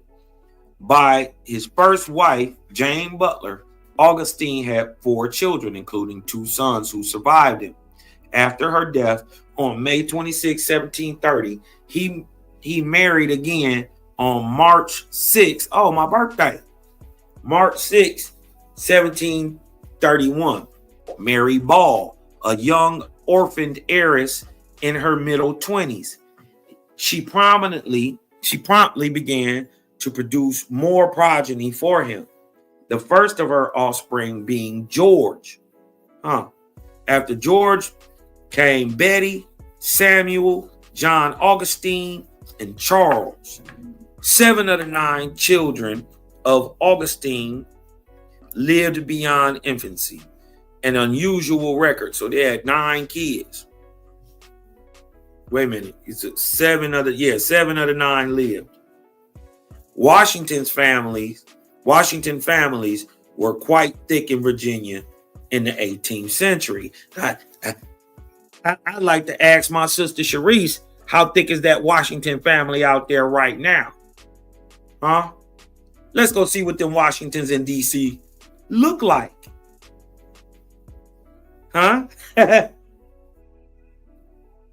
go see what them Washingtons in D.C. look like. I bet you that'll start telling a story by itself.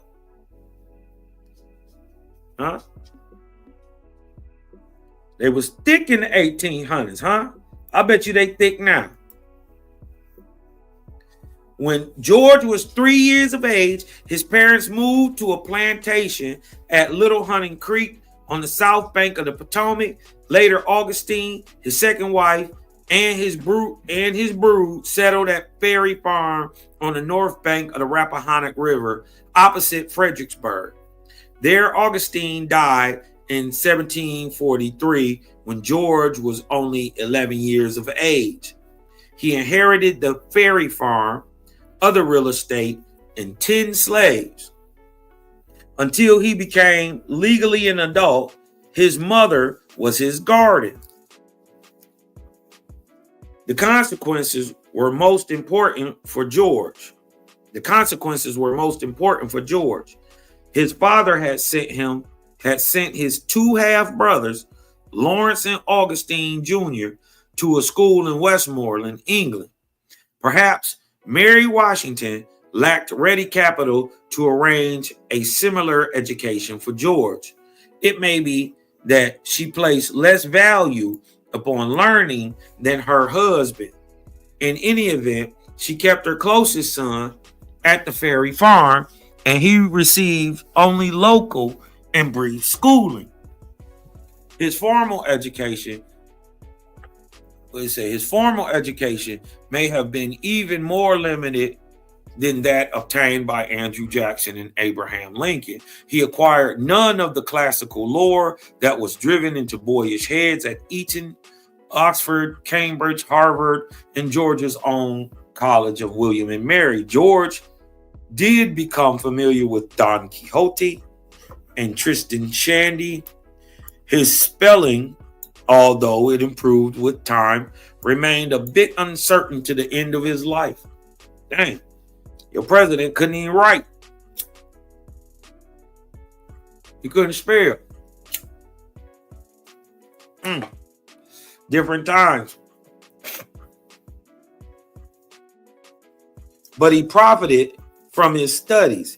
He developed a large, handsome, and most impressive handwriting, became a good draftsman, learned somewhat about mathematics, and gained elementary knowledge of science. He pored over a set of rules of civility and decent behavior with excellent result, developing good manners. The time came when it seemed necessary to find a vocation for George. He might have been co-signed consigned to an obscure life as the owner of the ferry farm, which was not fertile.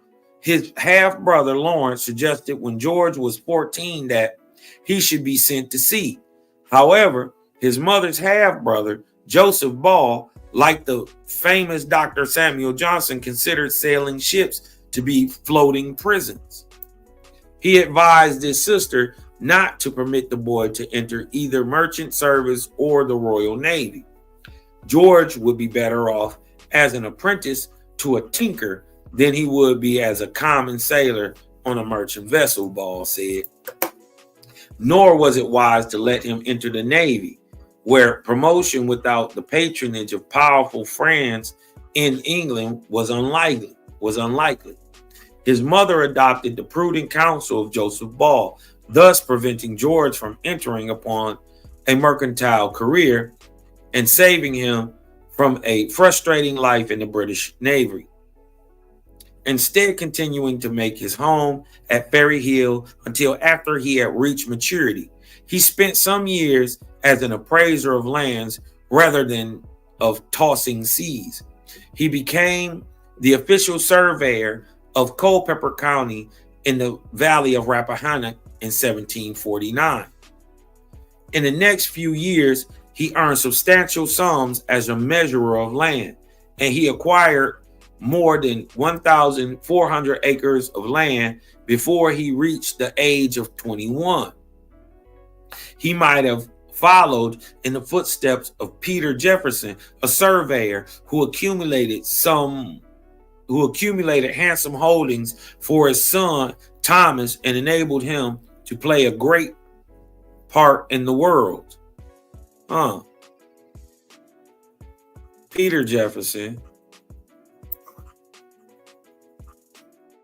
a surveyor who accumulated handsome holdings for his son Thomas Jefferson, and enabled him to play a great part in the world. Washington, like Peter Jefferson, learned about the values of soil. Eventually, he became a very successful land speculator, but he did not confine himself to the collection of fertile soil. Fortunately for George, Lawrence Washington, his half-brother, did not abandon interest in his young half-brother. Lawrence Washington did not abandon interest in his young half-brother, George. He and George were fond of each other. Lawrence doubtless acquired a measure of polish in school in England, and he was a likable man. After his return to Virginia, he served as a captain in a regiment of regular troops raised in America that participated in an unsuccessful British attack upon Cartagena. Oh man, gotta look that up. I didn't even know about that. On the northern coast of South America. Yeah, Cartagena is in Colombia.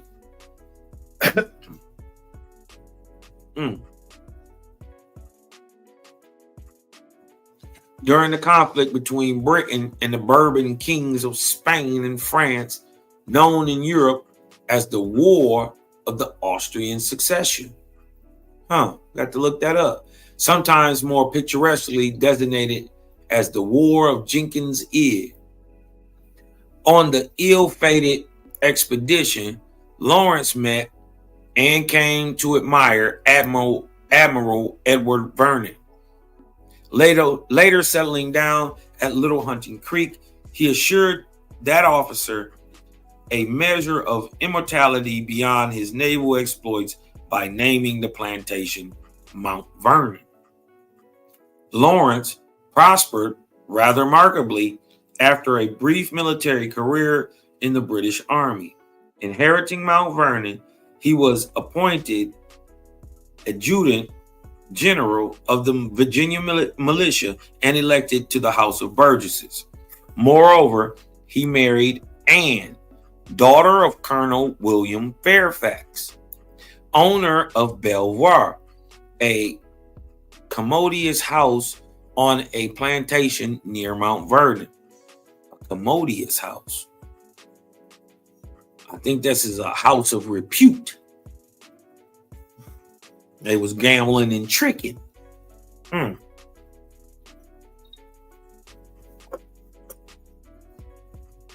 He thereby acquired a most valuable connection. Colonel Fairfax was a mature and kind gentleman, member of the Virginia Governor's Council. The colonel was also a distant cousin of Lord Fairfax, the owner of a vast property that at an earlier time consisted of more than 5 million acres of land in the northern neck, the region between the Potomac and the Rappahannock rivers. George acquired acquaintance with the Fairfaxes through Lawrence, and the colonel became his good friend. George also gained intimacy with George William Fairfax, the colonel's son.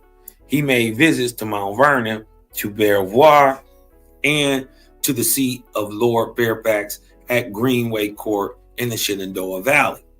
Such associations, broadening his horizons and serving to improve his manners, were important to one who had so little formal schooling and who would never have the advantages of a sojourn to Europe.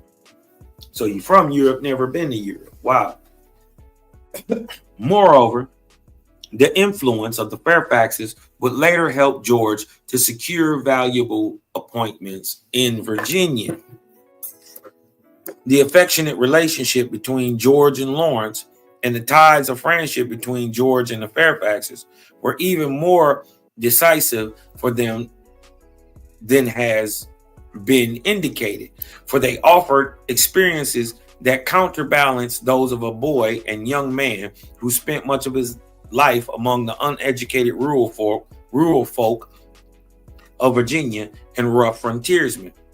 In 1748, George went with George William Fairfax and others on a surveying party across the Blue Ridge into the valley of Shenandoah, there meeting a party of Indians en route home from war.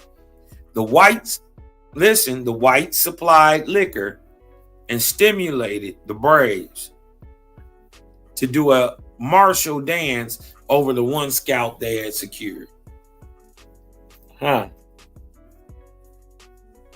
George was to make many journeys across the Great Bridge and would spend several years in public service on the frontiers of Virginia, and beyond them in the American wilderness. Romantics have often extolled the ennobling influence of life on the fringes of new settlements as the whites advanced flooded into territories of the red men. Coarse talk and behavior were also features of pioneer existence.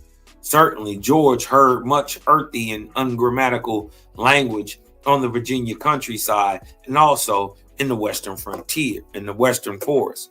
Life for most Virginians was harsh rather than elegant. Crime was frequent, even though punishments were heavy. One Mary McDaniel, convicted of robbing the clothes of Mr. George Washington.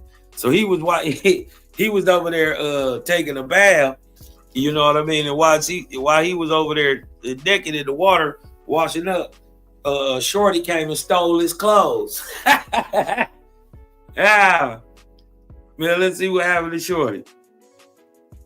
She was like, Mary McDaniel, convicted of robbing the clothes of Mr. George Washington when he was washing in the river.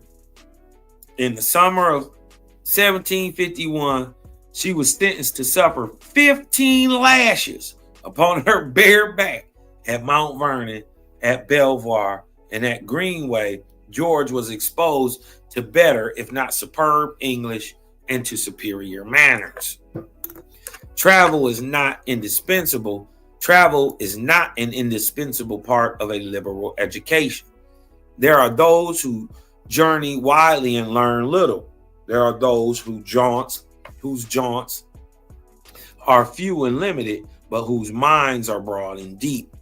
Henry Thoreau tells us that he traveled extensively in the village of Concord. He did see much of he did see much of the world. So it was with Washington, whose journeys, except for a short visit to the island of what? Barbados, were confined to the western Atlantic seaboard from Massachusetts to Virginia, with 4 ways west of the Appalachian Mountains, until he was nearly 60 years of age. Only then did he visit northern New England, the Carolinas, and Georgia. But he did make a voyage to the British colony of Barbados in the Caribbean Sea in the fall of 1751 with Lawrence, who suffered from a pulmonary disease, probably tuberculosis, and who hoped that his health would be restored by a visit to the island. The brothers were received in a friendly fashion on Barbados by Gedney Clark, a connection of Colonel Fairfax, and they enjoyed the beauty of the tropical colony and the society of its officials and planters. George had begun to drink wine in Virginia. He danced, went riding on horseback, attended the theaters on Barbados, reared as an Anglican. He was not barred by moral scruples from numerous social pleasures. So remember, he went out there hunching, smoking tweed, sipping wine. They just trying to be delicate about it. He a president. You dig what I'm talking about? But that means he was down there in Barbados hunching on something brown and pretty. Trust me that. He would later display a measure of proficiency at billiards. Man, this is a nigga. Hey, George Washington, a nigga, man. Hey, listen, he would later display a measure of proficiency at billiards and would gamble, not very successfully, at the card table. But his stay on the island was by no means entirely pleasant, for he was stricken by smallpox on November 16th and confined to bed for about 3 weeks. He recovered, of course, but Lawrence failed to improve.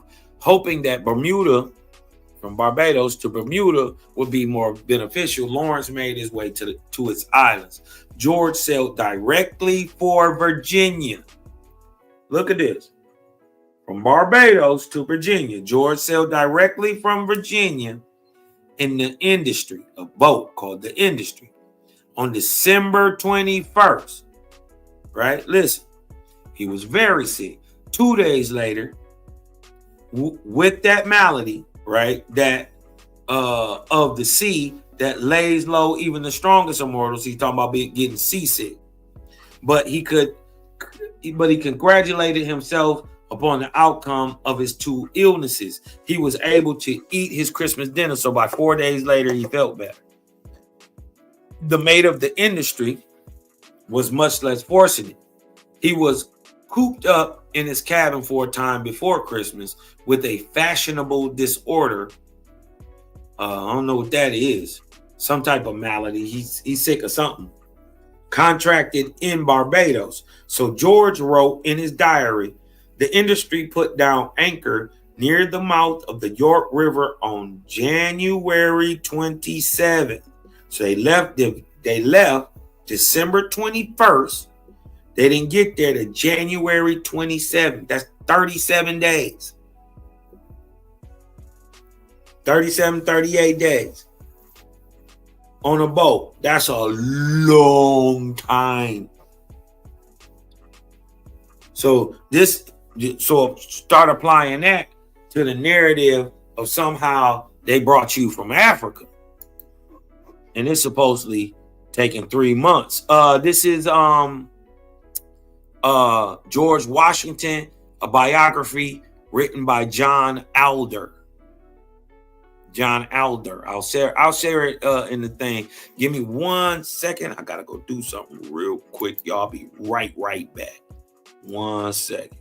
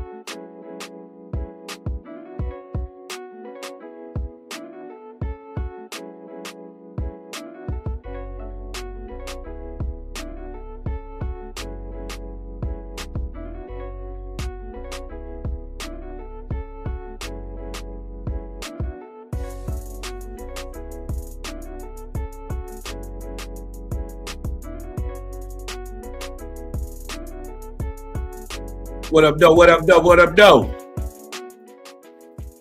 Yeah, so they've been lying, y'all. It's Jehovah Chronicles 222, unwritten history, right? You see me put the pause on AI, made them admit that they ain't got what they said that they had. Now, had I stopped, I'd have just been stuck with, well, you did what I'm talking about, the belief of what that machine is telling me. And this is why you can take it at face value, but take it with a grain of salt. Always do your own research, compare, contrast, and apply the scientific method. And then after that, once you lay some common sense and some logic on it, and it still don't make no sense, it's a lie. Ain't no use in even beating your brains out about it after that point. You dig what I'm saying? It's a lie. That's just simple and plain. And then don't ever let nobody ever tell you it's not cool to not know. You dig what I'm talking about? It's okay to not know. You can't really get beat up too bad for what you don't know, but it's when you claim to know something and you don't know it. That's when it's a problem.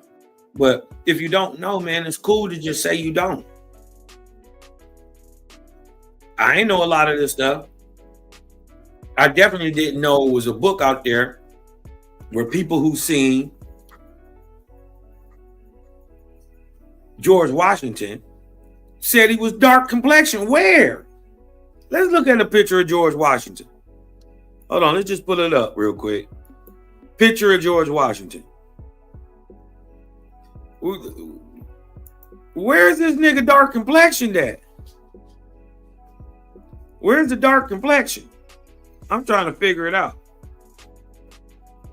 They said this nigga was dark complected. Where?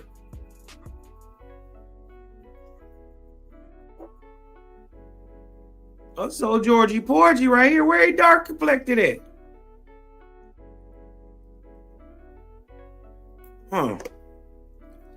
I think they done gave old Georgie Porgy here the same treatment that they done gave Queen Charlotte. I think they didn't think they didn't hit Georgie Porgy with the same. We know she a sister. There's no denying this. Ain't she a 50-50? Yellow, red bone. But look how they painted her. It's called iconoclasm, man. They whitewash them.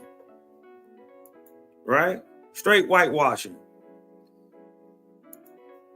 Let's get back to some of this. Right? Let's drop down a little bit.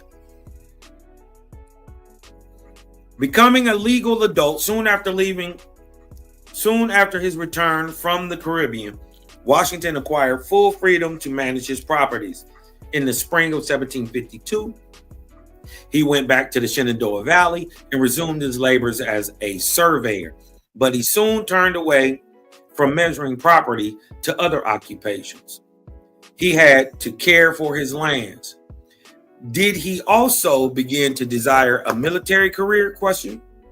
One cannot be sure, but he did display an interest in soldiering.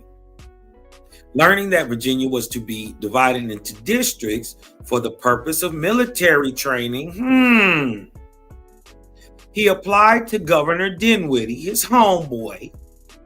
Well, this is Fairfax's homeboy, for an appointment as an adjutant for one of the areas. An adjutant was responsible for enlightening militia officers about things military, and they in turn were supposed to teach the rank and file. He assured the governor that it would be the greatest pleasure to obey the governor's commands, that he would do as his duties, that he would make himself worthy of the trust reposed in him, and that he would by a constant application fit himself for the office. No evidence has been found that Washington had ever had any kind of military training. Nevertheless, His friend, Colonel Fairfax, was on the governor's council, and Dinwiddie eventually assigned Washington to the area of Southern Virginia in December 1752. So it ain't all about what you know sometimes. It's about who you know. If you're getting that, hit me with a 3 in the chat. If you understanding that sometimes it ain't about what you know, it's about who you know, hit me with a 3 in the chat. Washington received a salary of 100 pounds per annum and was given the rank of major, a bit of plum for a young man of 21 who was a novice in martial matters. That the rank and the pay were gifts to one who had a powerful friend, indicated by the sequel. He soon obtained a transfer to the Northern Virginia district, which was more convenient for him. Moreover, he later managed to make an arrangement with a deputy, according to which the deputy would do whatever had to be done in return for half the pay of the office. In other words, Washington acquired a sinecure appointment as a major with an unearned income from the public treasury of approximately 50 pounds per year. Such sinecures were common in Britain and in the British colonies, and it was obvious that no theoretical objection to the system prevented Washington from seeking, accepting, and savoring the plum or the riches. Major Washington at 21, with no experience whatsoever, had a neat and useful addition to his income. Too much has been made of the induction of Washington that year into the Masonic order at Fredericksburg. By members of the society and by Europeans who mistakenly believed that the Masons of Britain and America were active in politics, like those of France and Hispanic America. Washington seldom attended Masonic meetings, and there is no reason to believe that the society was important in framing his opinions or in his advance in the world. Much more decisive for him was the continued friendship of Colonel Fairfax. Fairfax got that bread. And that Dinwiddie boy. Look, I ain't even got it. Listen, I ain't read none of this, but I can see that. I can see why Washington rocked with Fairfax. Him and Fairfax homies by now. Fairfax's son and George, who is another George, is boys. So when he's doing business, he's doing business with his boy daddy. You know he gave him some game. Look, he a major at 21, ain't threw a damn punch at a beach yet. He ain't kicked damn sand nowhere. Ain't even put his dukes up. He already a major. Look, you can tell this right here. I didn't even read this yet. Watch this. Much more decisive for him was the continued friendship of Colonel Fairfax and the newly gained goodwill of Governor Dinwiddie. The favor of the owner of Belvoir and the governor was all the more valuable to Washington because Lawrence died. His brother died in July of 1752. Washington, in consequence, eventually inherited ownership for life of Mount Vernon. At the time, however, Washington could only mourn the loss of a half-brother who had not only been a true brother, but had served to a degree as a father. The death of Lawrence especially hurt because relations between Washington and his mother were not affectionate. He was dutiful rather than an adoring son of a woman who had dutifully reared a brood of children and who believed that her exertions were were not fully appreciated. That year brought still another blow to Washington. He sought to marry his advances were rejected by Betsy. Now look, right here, I died laughing. If Bronze Yog is in the chat, if Keyli's in the chat, it's an inside joke, but if you know, you know. I died laughing at this part. This is so funny to me. Look, he said, that year still brought another blow to Washington. He sought to marry, and his advances were rejected by Betsy, daughter of William Fauntleroy. Sir Fauntleroy. Nigga, this the real Fauntleroy, nigga. A prosperous merchant and planner who lived on the side of the Rappahannock. Come on, man. She was by no means the first girl to whom he had paid attention. He had earlier been attracted to several Virginia belles, including perhaps a lowland beauty, whatever that means. He had even tried to compose poetry. His compositions were feeble lines of an adolescent swain rather than the early outpourings of Byron or Shelley. He had sighingly tried to address an acrostic in verse to a Francis Alexander. I'm not about to read that. He up there being a sucker. Right. Now look. Betsy Fauntleroy was only 15, but quite old enough for matrimony in Virginia at that time. Washington proposed to her when he was making one of his journeys to Shenandoah. Allowed by her father to express her preference, she answered the pleas of Washington in the negative, turned him down. Perhaps her refusal was not very emphatic. After his return from the valley in the spring of that year, Washington was laid very low by a violent pleurisy. I don't even know what that is. What is that? Hold on, let me look that up. Pleurisy? I don't know what that is. Hold on.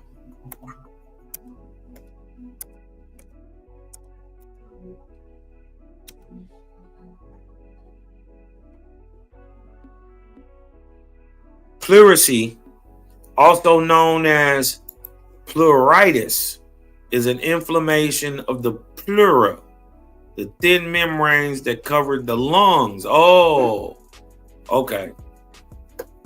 All right. I didn't know what that was. All right.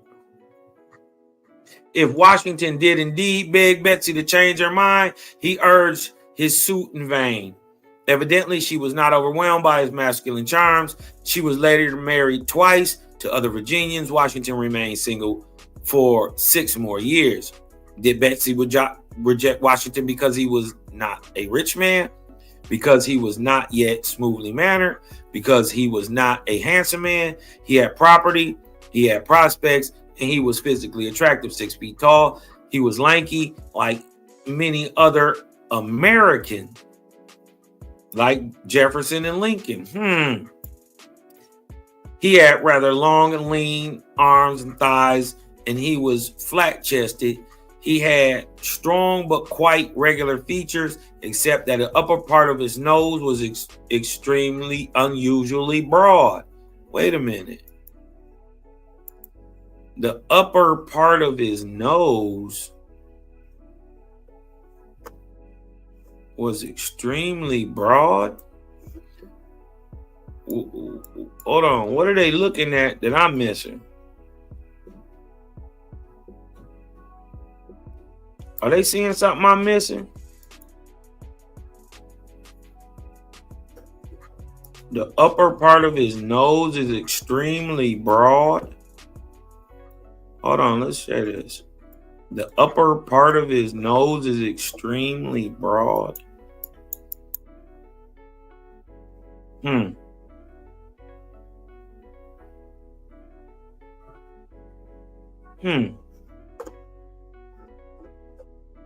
Weird.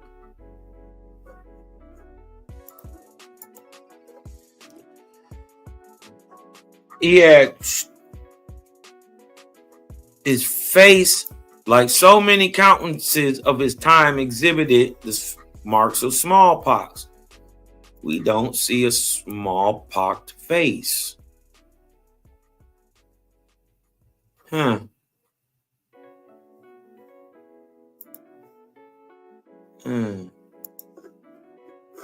me see. See if I can catch him.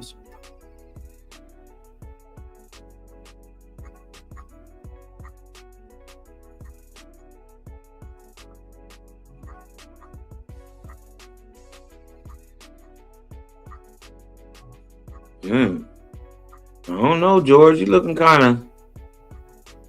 extra brown in this picture. You look a little brown, George. I don't know, George. I don't know. I ain't trying to claim you up neither, George. This is some weird stuff going on here, right? He had a strong but quite regular features, except that his upper part of his nose was unusually broad. Unusually.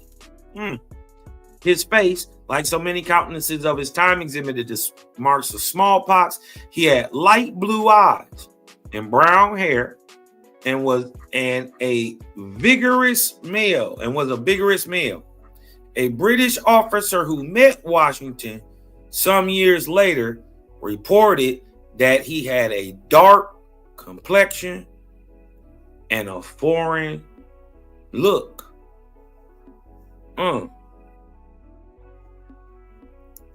Interesting.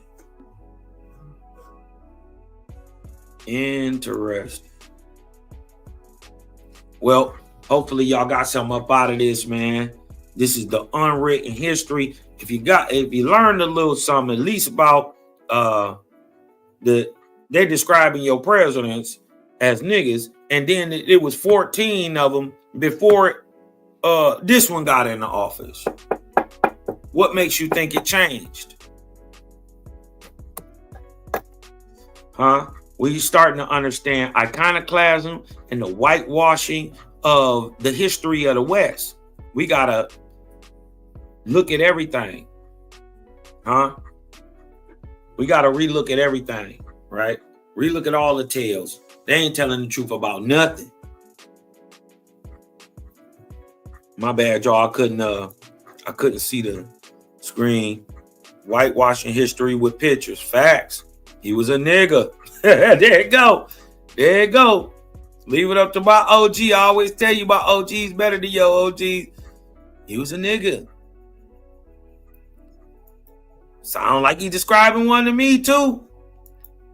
Sound like one to me too, sister. Sister Tikva, sound like one to me. That's right. I see. Smoke signal in the house. Yeah. I got Mary Ball coming up too.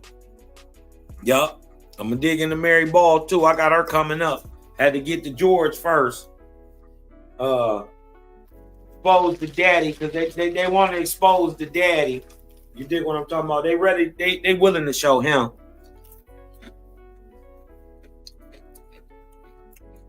They don't want to show his mama.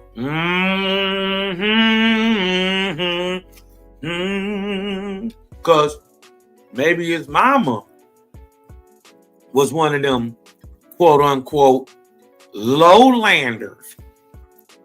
And them lowlanders might be some Indians. Ruh-roh, Raggy. Ruh-roh, Raggy. Power to the mother-sucking people. That's right. Let me post this in the chat real quick. 1 second.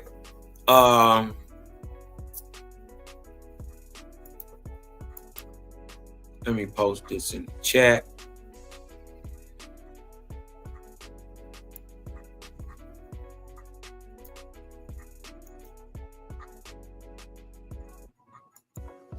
One second, y'all. Copy that real quick. That's George Washington, that autobiography on George Washington. Whole bunch of stuff in there I didn't know. You dig what I'm saying? So, hey, man. You know what it is, man. It's Jehovah Chronicles 222, unwritten history. We ain't forcing it. We ain't got to force it. It's so much history. All you got to do is tell the truth. Just read it plain. Don't add no extra on it. Huh? Sprinkle a little bit of discernment, a little bit of logic, and a little bit of common sense, and everything else play on out for you. You dig what I'm talking about? You ain't got to browbeat nobody. You ain't got to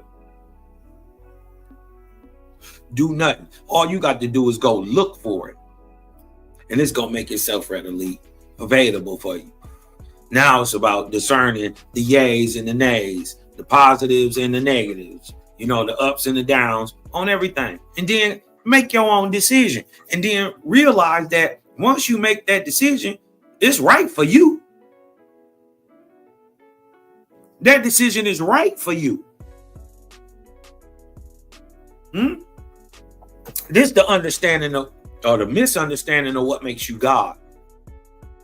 It's the ability to see a thing through meritoriously to the end and make it prove itself to you. That means you overstand it. Huh? Now, when you can do that about everything, well, then you got. You dig what I'm saying? Nothing secret, nothing spooky, nothing to it. You dig what I'm talking about? When you do some good, you got it. When you lean to your lower inclination, you Satan or yourself. Oh shit. But we gonna get up out of here, man. We ain't gonna get into that. We gonna keep it on the history tip. You dig what I'm talking about? And everything ain't what they told y'all. That's what you gotta remember. Question everything. Question everything. And with that being said, I need y'all to, you know what? Yeah, it was about that time, man. I'm gone, man. I just need y'all to breathe in and let that light in, because I'm Cosmon, and I'm out. Peace.